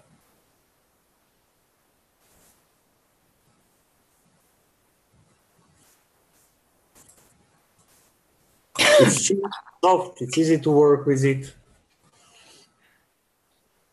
Okay, I had a question on YouTube from Renee. Can you tell me something about reproducing the Gans? Every time I try, the result is much different. So if something is not replicatable, is it not good at all? So it's a good idea when you do such an experiment to get a small school copybook, a pen, and write down the conditions you used for your first experiment, how you did the nano-coating, how you have chosen the materials, what was the time of the day, was it morning, was it night, was it evening, or middle of the day, was it, how much was the temperature, was it 20 centigrades or 30 centigrades? And in that case, you have a chance to easier replicate the same conditions. How much salt you put, what kind of water was it? You know, two eggs are not the same. Always there is a small difference in between. So also when you make Gans, there is a tiny difference, but you have to be able to replicate. If you made the CH3 Gans, to be again CH3 Gans, if you work clean in a tidy way. So without extra information, I cannot say more. If the person who asked could give more information about what was the difference. So once he made something and it was a purple color, next time he made something and it was an orange color, or it was a turquoise color. In that case, I understand what's the difference.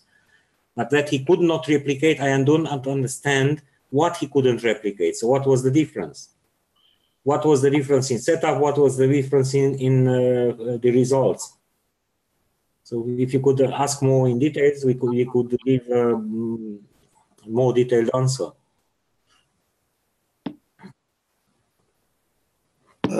I have a question about surface area. So do you want a similar surface area of nano-coated copper and your zinc-coated iron? Not necessarily. Of course, if you have a huge surface area of nano-coated copper and you have a tiny surface of your zinc-coated iron, you will not utilize the whole surface of your iron. So it's good to be in a good ratio, one to the other, but it doesn't have to match exactly by square millimeter. By the way, there are several ideas, such as hints. So you can use, for instance, you have a bottom of a plastic bottle cut off, or you have a small plastic bucket, or you have a small plastic box like used for food, of course cleaned, and you can put inside a different shape of metals. So you can use, for instance, a stripe cut from a plate, from a zinc plate, for instance, or such a piece of copper, or you can use such a bunch of copper wires which are nano-coated and they are just put together. You can put the bunch of wires open, and you see the fields will be different. So here they are tied together. So these are in the box, and you have different spread of the fields if you spread these wires. Again, you have a much different result if when you put your nano-coated copper wires inside, you bend the ends towards up. You give a different direction to the fields. And here you put your other wires or plate or whatever. The way how you bend its end, it makes a difference. You can make a difference by, for instance, putting in a round shape a piece of let's say in our case, in case of CH3, like a galvanized plate, for instance, and put in the middle such a copper spiral made of a bunch of wires, or the multifilar wires. So if you put this around, in that case, you see the fields are going in all directions, and you have a more active surface. There are so many versions what you can do. Just remember, try in this way, try in that way, and observe the difference. Always note down what you did and observe the difference. Just by doing this little bend here, just bending the ends, you get a different result. You get different result when the wires, such a bunch of wires from a multifilar cable are just straight, or when you spread them. It makes a huge difference. You see how the grants will be formed in this case or in the other case. You don't have to work now with many liters of salt water and big containers. Work with tiny, small containers of the size of a cup, and several of them, and see what's the difference if you change something, the shape of the metal you use, its positioning, what is in its neighboring, and so on.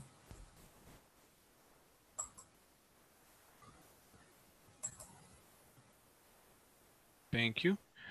There were a few questions in the Q&A section.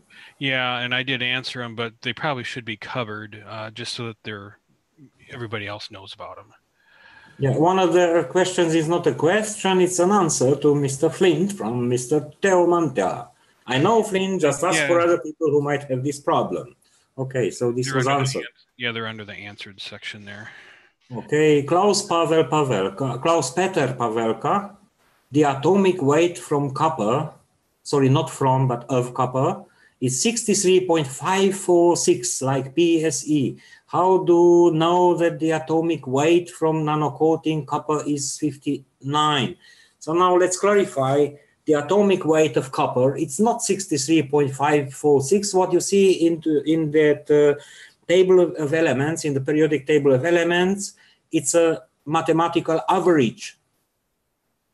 Because when you have copper, usually you don't have a pure copper of isotope 65 or isotope 63, but you get a mixture of both. you get a certain percentage, let's say 29% of one kind of copper, 71% of the other kind of copper, which are mixed together. And always we work with average numbers. Now, in case if you make a nano surface, you create nano layers from a material, you have to understand nanostate as a different state of matter, different from the solid state. It's a different bonding of the atoms.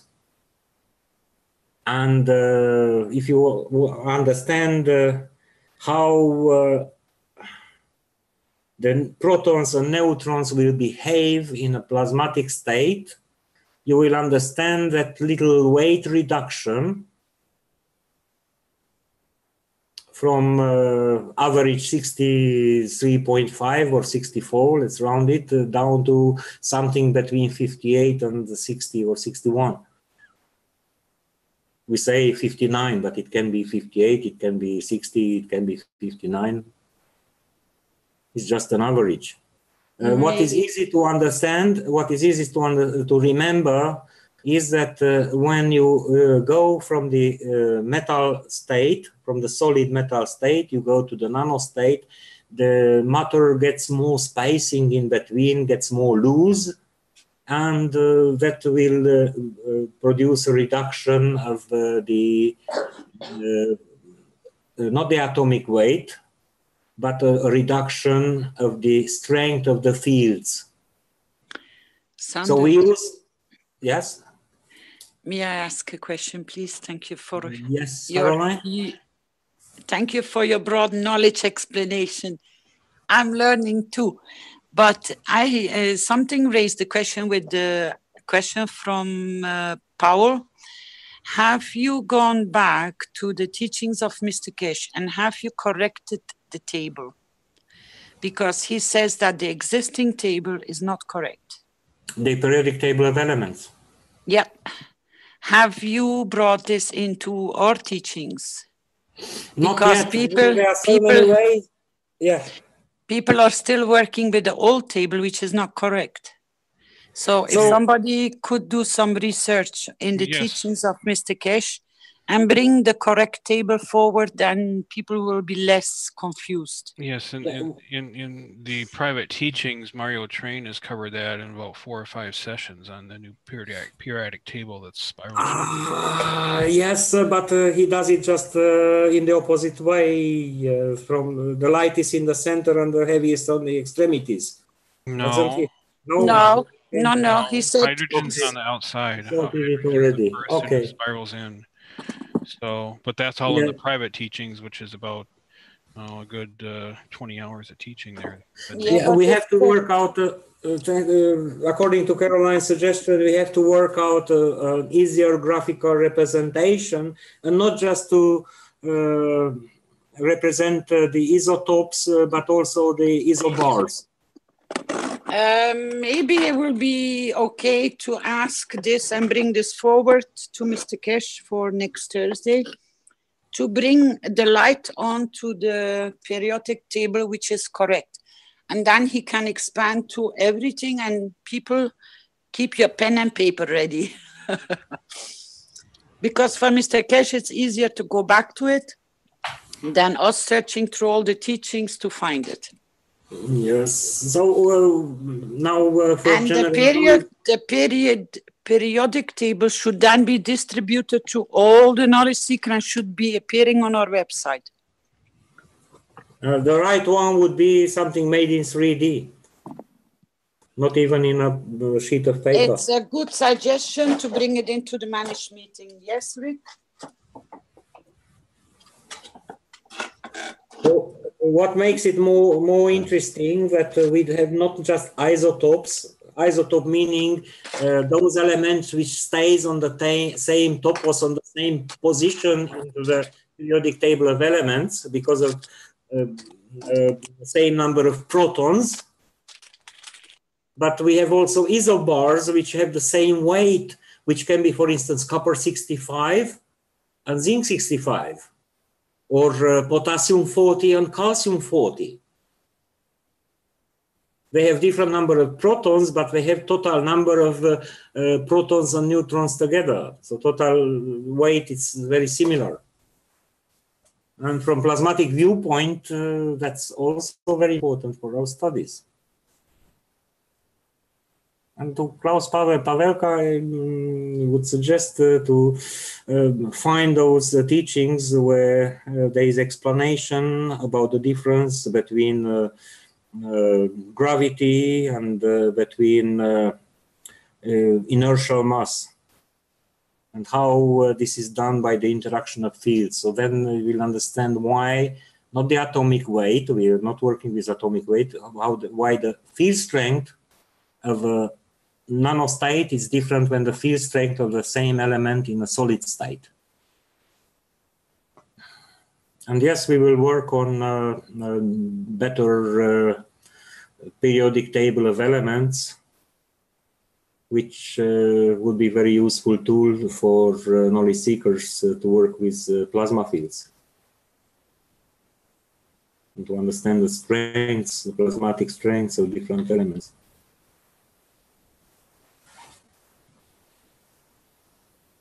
I have a question about the salt. Mr. Nicholas, you have so many questions today.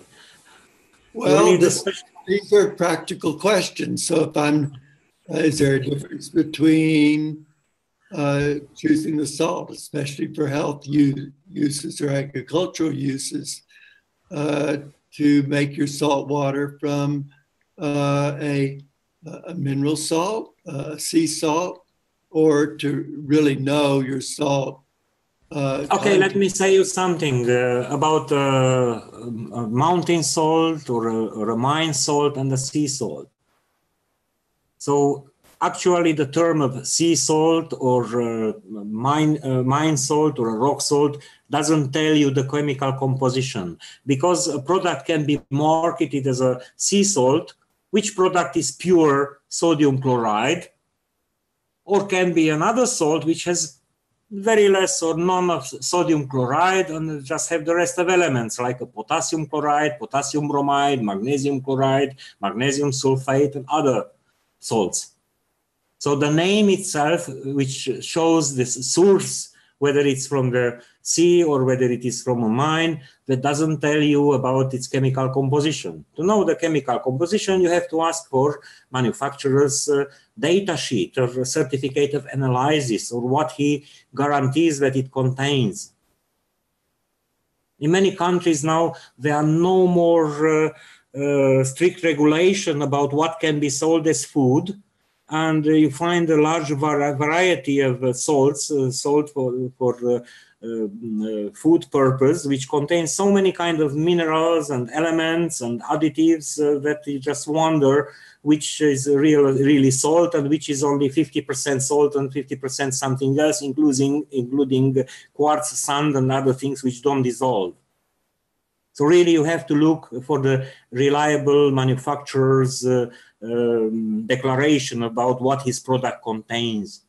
By the way, regarding the origin of the salts, you have to know that all the mine salt, so that rock salt, it was once a sea salt. So how the salt deposits formed? There were oceans and seas on that place. Later mountains have been created and the water evaporated and the salt deposited in layers, which is now under earth. Now the important thing is how it is refined, because if you just get a raw mixed all-in-one sea salt, in that case you have really everything of all the elements of the earth, of the planet. And that's not the best way how to control your result, because it can be at random.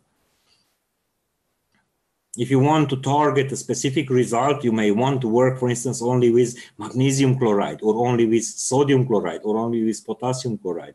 It depends on the purpose of what kind of gas you want to produce. You see, for instance, Dead Sea salt. I go in a shop near my house, and there are packs of Dead Sea salt. Both are written Dead Sea salt, and one pack is for food. It's 99.95% sodium chloride. from the Dead Sea. In the other bag, it's also Dead Sea salt, but it's not for food because it would poison you if you would put that in your food. But that's for a spa, for a bath. You put it in water in your bath tube and you wash your feet in it, or you immerse your body and it makes good to your skin, but never drink or eat that. And both are named the same, it's a Dead Sea salt. Just it have different purposes and different composition. You have to look to the composition, not just to the marketing text.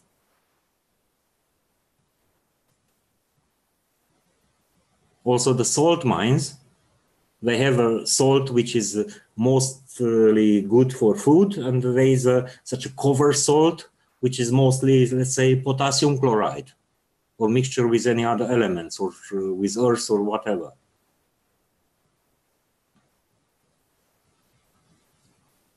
Ask for the chemical composition of the salt and verify your supplier whether it is reliable. Can you trust his words or not?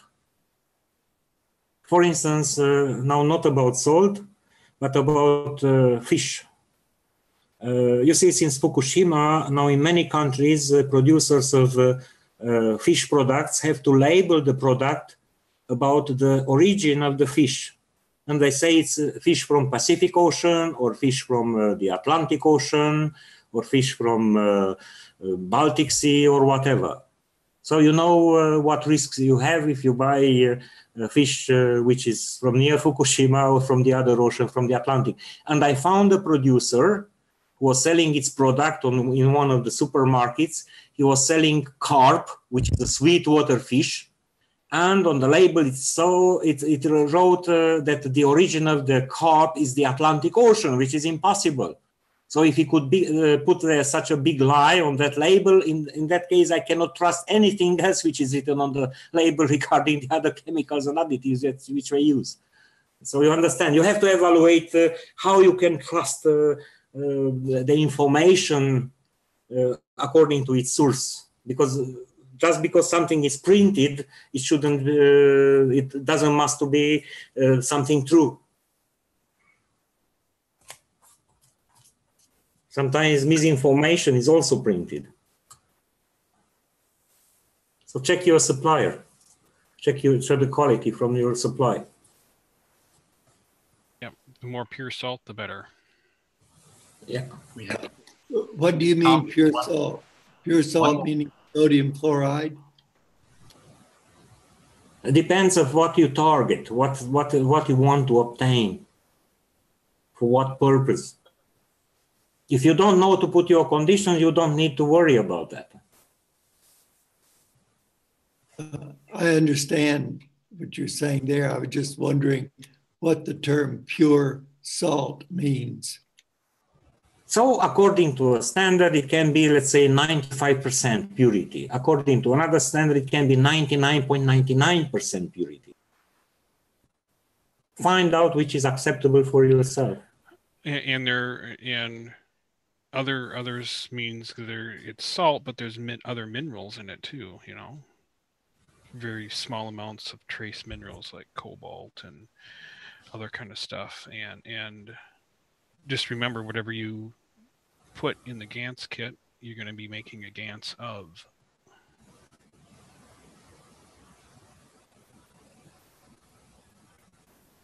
All right, we'll have time for one more question. There were a few questions, or a couple that were pretty basic that I answered in the Q&A, okay, just to make sure people know about them. Do you take the amino acids off the top before or after you've rinsed the Gans? And generally, yes, before.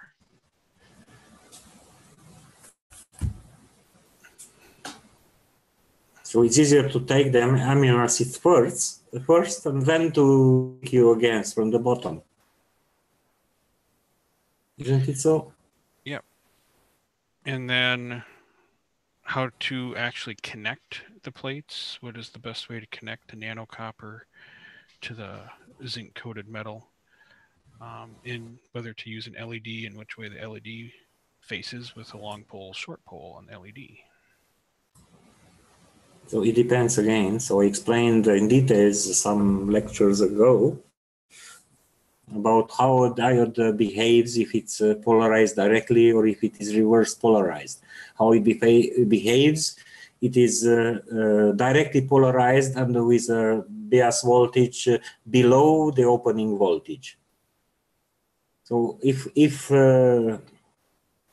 you are below the opening voltage of a diode, it doesn't matter much more, too much whether you polarize it directly or opposite, it still behaves like a resistor of very high value.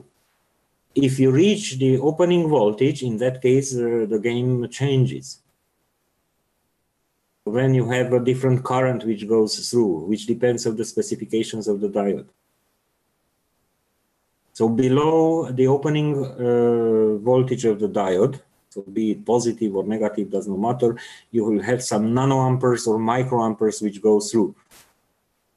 If you have opened an LED, so you reach the voltage which opens it, so you see a light on an LED, in that case you may have a current of, let's say, 5 milliamps, 10 milliamps, 30, 50, depends on the power of the LED. Usually something between 10 and 30 milliamperes. So understand what you want to obtain and understand what each component does. And in that case, you have a tool set which you can combine according to your own wisdom and inventivity. We don't want to give out recipe now. Cut a piece of 3 by 5 centimeters of butter. We try to give basic principles which people can understand it flexibly, and you understand it and use it flexibly. Like if you have a Lego game, do you need a pattern what to build from the Lego game? No. If you want that, buy a puzzle, but that will not make your child to be more intelligent. It will make just more obedient to put together the parts which are designed by somebody else. But if you buy a bucket full of Lego elements, the child will use its inventivity to make all kinds of new forms which nobody made it before. So here also, it's better to give to the people the ways, the tools of the logic, the tools of the thinking, the tools of the technology, and let you use that flexibly according to your design. Don't just copy, innovate. Don't just copy how long to be a wire and at what distance, how many milliliters to be from the other, how many milligrams of salt you put in what temperature water. If you just follow such a strict recipes, it doesn't mean you will have success. You have to understand it, how it works. You can get a recipe from a cookbook, for instance, to make a cake. It says take 3 eggs, 200 grams of butter, 1/2 cup of milk, 1 cup of water, add a 1/2 kilogram of flour, mix them together. And you will find out that if you have no knowledge about how to cook a cake, you'll never be able to make a tasty cake from that. First of all, the eggs. It never writes into the recipe, into the cookbook, that you have to break the eggs and to take out the inside. If you just put the eggs with the shells, what will be the result? So don't ask for recipes, please. Ask for why and how.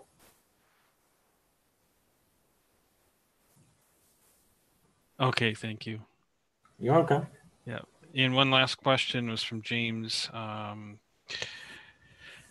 In the presentation was given today in regards to producing CH3, the initial white material, is it high in nitrogen and aminos, and would that material be useful in the garden? Please ask specialists for gardening. I have no garden at this moment.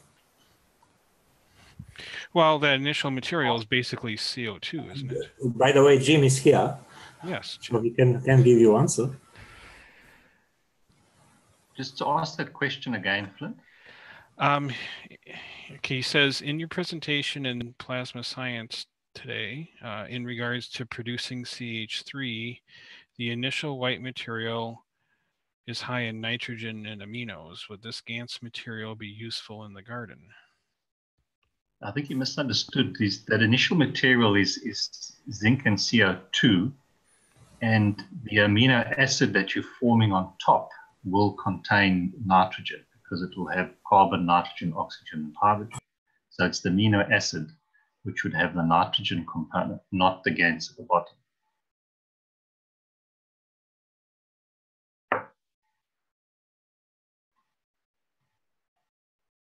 Does that make sense?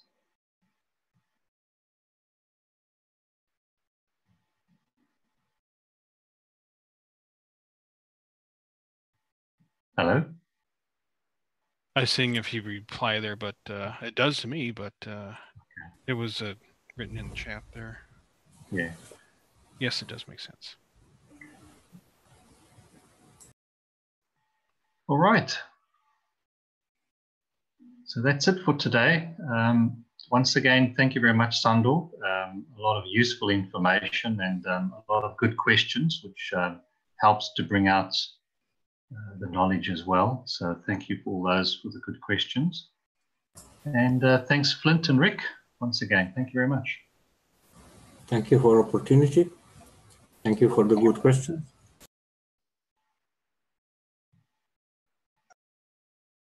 And you're welcome, Jim, and thanks for the great series here. A lot of people are suggesting that it's very useful for them.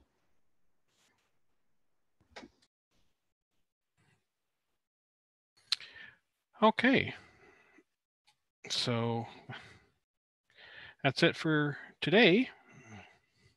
We'll be continuing on, obviously, next Monday with part 10. May I ask you something? Yes, Caroline. When do these classes usually finish? For these teachings here, we usually, well, the target time is usually about an hour and a half. Oh. For everything. And so, but obviously we do go longer because there's always been a lot of questions. So usually you go only for 1.5 hours. But lately, the last few... I think most of them are more like 2 or 2.5. Yeah, most of them always end up being around 2.5. We've never achieved an hour and a half, have we? Do you want to have an insight in the soul to close the teaching? That would be fantastic. We don't mind. Yeah, this week was on the plasma science, nano-coating, and Gans, and next week is going to be on health and soul and nature. And every other week it changes. Because I heard, yes. I can't remember if it was Jim or Sander, about the intent before you start. As I hear through the series of questions which are coming, which are beautiful, and thanks God we have good teams which can follow up. But I wanted to give you a gift, which I gave to my boy this morning. He was struggling with certain things, and as children are so young, they look at things totally different. So I give him a few days, or maybe by tonight he might be giving me a fantastic answer back, I hope. It all depends if he remembers how to work with it. But as we're driving to the school, he said to me, you know, Mama, when I'm driving with Papa, I have totally different conversations than when I'm driving with you to the school. I said, yes. He says, with Papa, it's always maths and science. And he looked at me. I said, and with me, he says, you can talk about everything. I said, no. I said, Papa is focused to guide you in what you need to know, because it opens so many doors for you in your school projects, and he wants to make sure you understand. I said, now, I asked him a question. I said, does the yesterday exist for you? And he was quiet. I said, does tomorrow exist for you? He says, no. So I said, yesterday and tomorrow do not exist. He says, yes. I said, then what does exist? And he had to think about today, he says. I said, no, no, no. I said, now exists. You are in the now.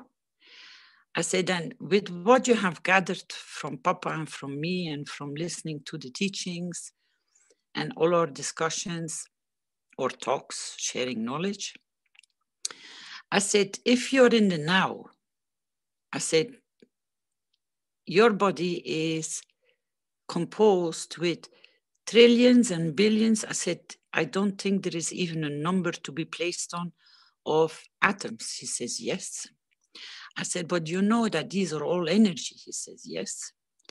I said, now, if your body is the vehicle of your soul, which is the complete source of energy, I said, if you request and you create, let's say you want to achieve something, I said, your body is talking, but to your soul. I said, if you learn the communication level from your body, your physicality, which is a composition of so many trillions and millions of tiny little energy sources, I said, you're still walking composed, aren't you? You're one body. I said, you're not in little parts everywhere. He says, no.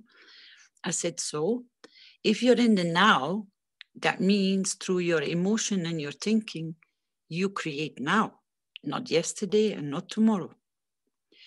I said, so if you want something to be created for you, then you have to work on it now, not wait till tomorrow, and definitely not in the past and yesterday. He says, yes.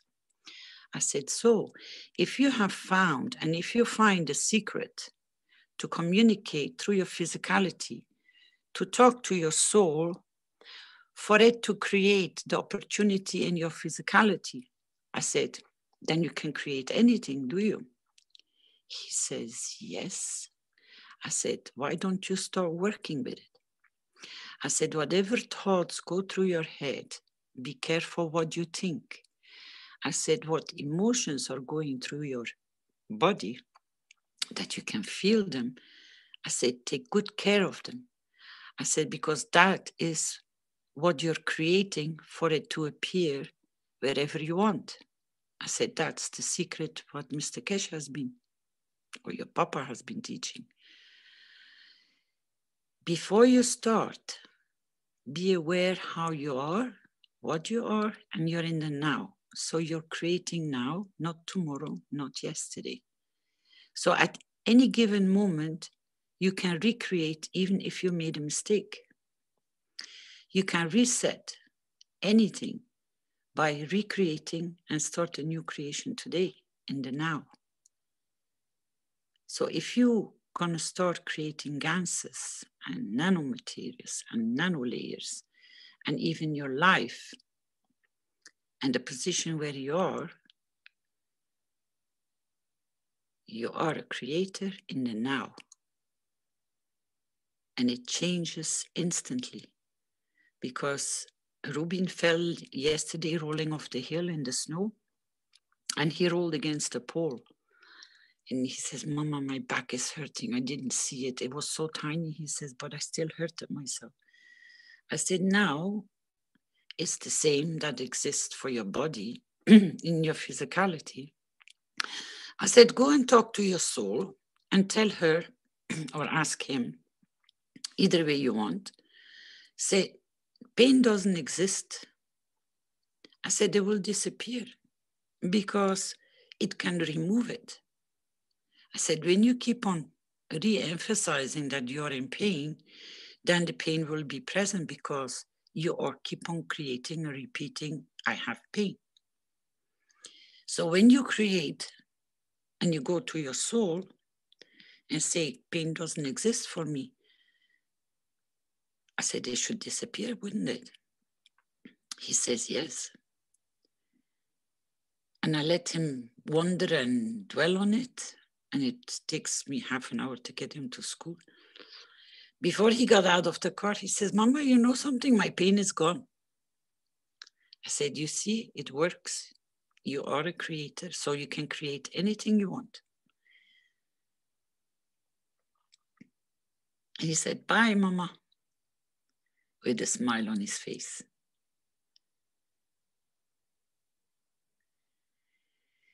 So you knowledge seekers, you got the secret of the universe.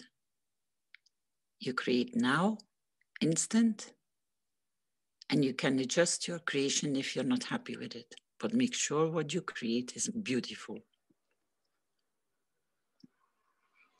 Thank you.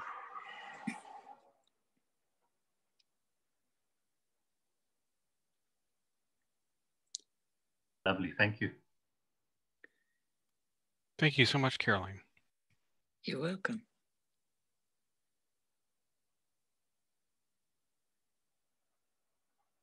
As Rick said last time, be careful with what you wish.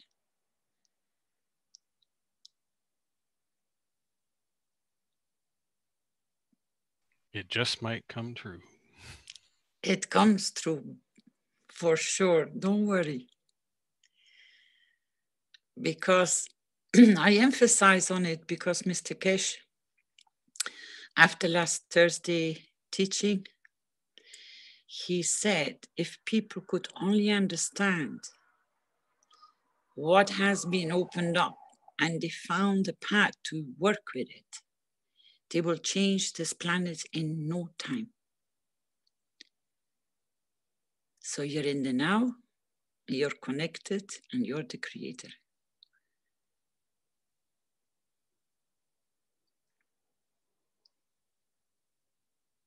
But you got to visualize what you want, exactly how you want it. And I went on this one because Rubin has a problem teacher.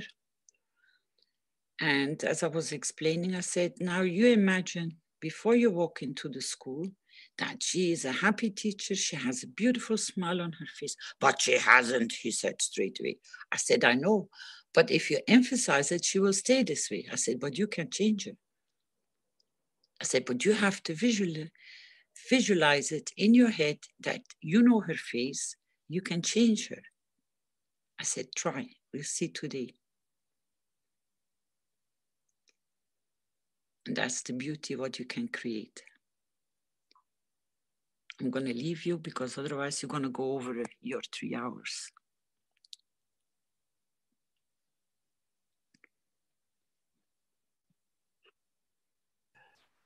Thank you again, Caroline.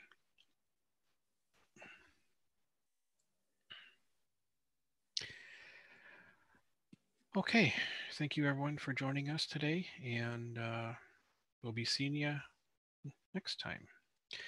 Don't forget, the next public meeting here is going to be tomorrow afternoon, 4 p.m. Central European Time for the 18th One Nation, One Planet, One Race for World Peace meeting. Have a wonderful rest of your afternoon, day, morning, or evening, and we'll be seeing you soon. This has been the Kesh Foundation Spaceship Institute Public Teaching in English for Monday, November 20th, 2017, with Jim and Lisa McDonald and also Shander Kakashi. We'll go out with some music here and see y'all soon. Bye for now.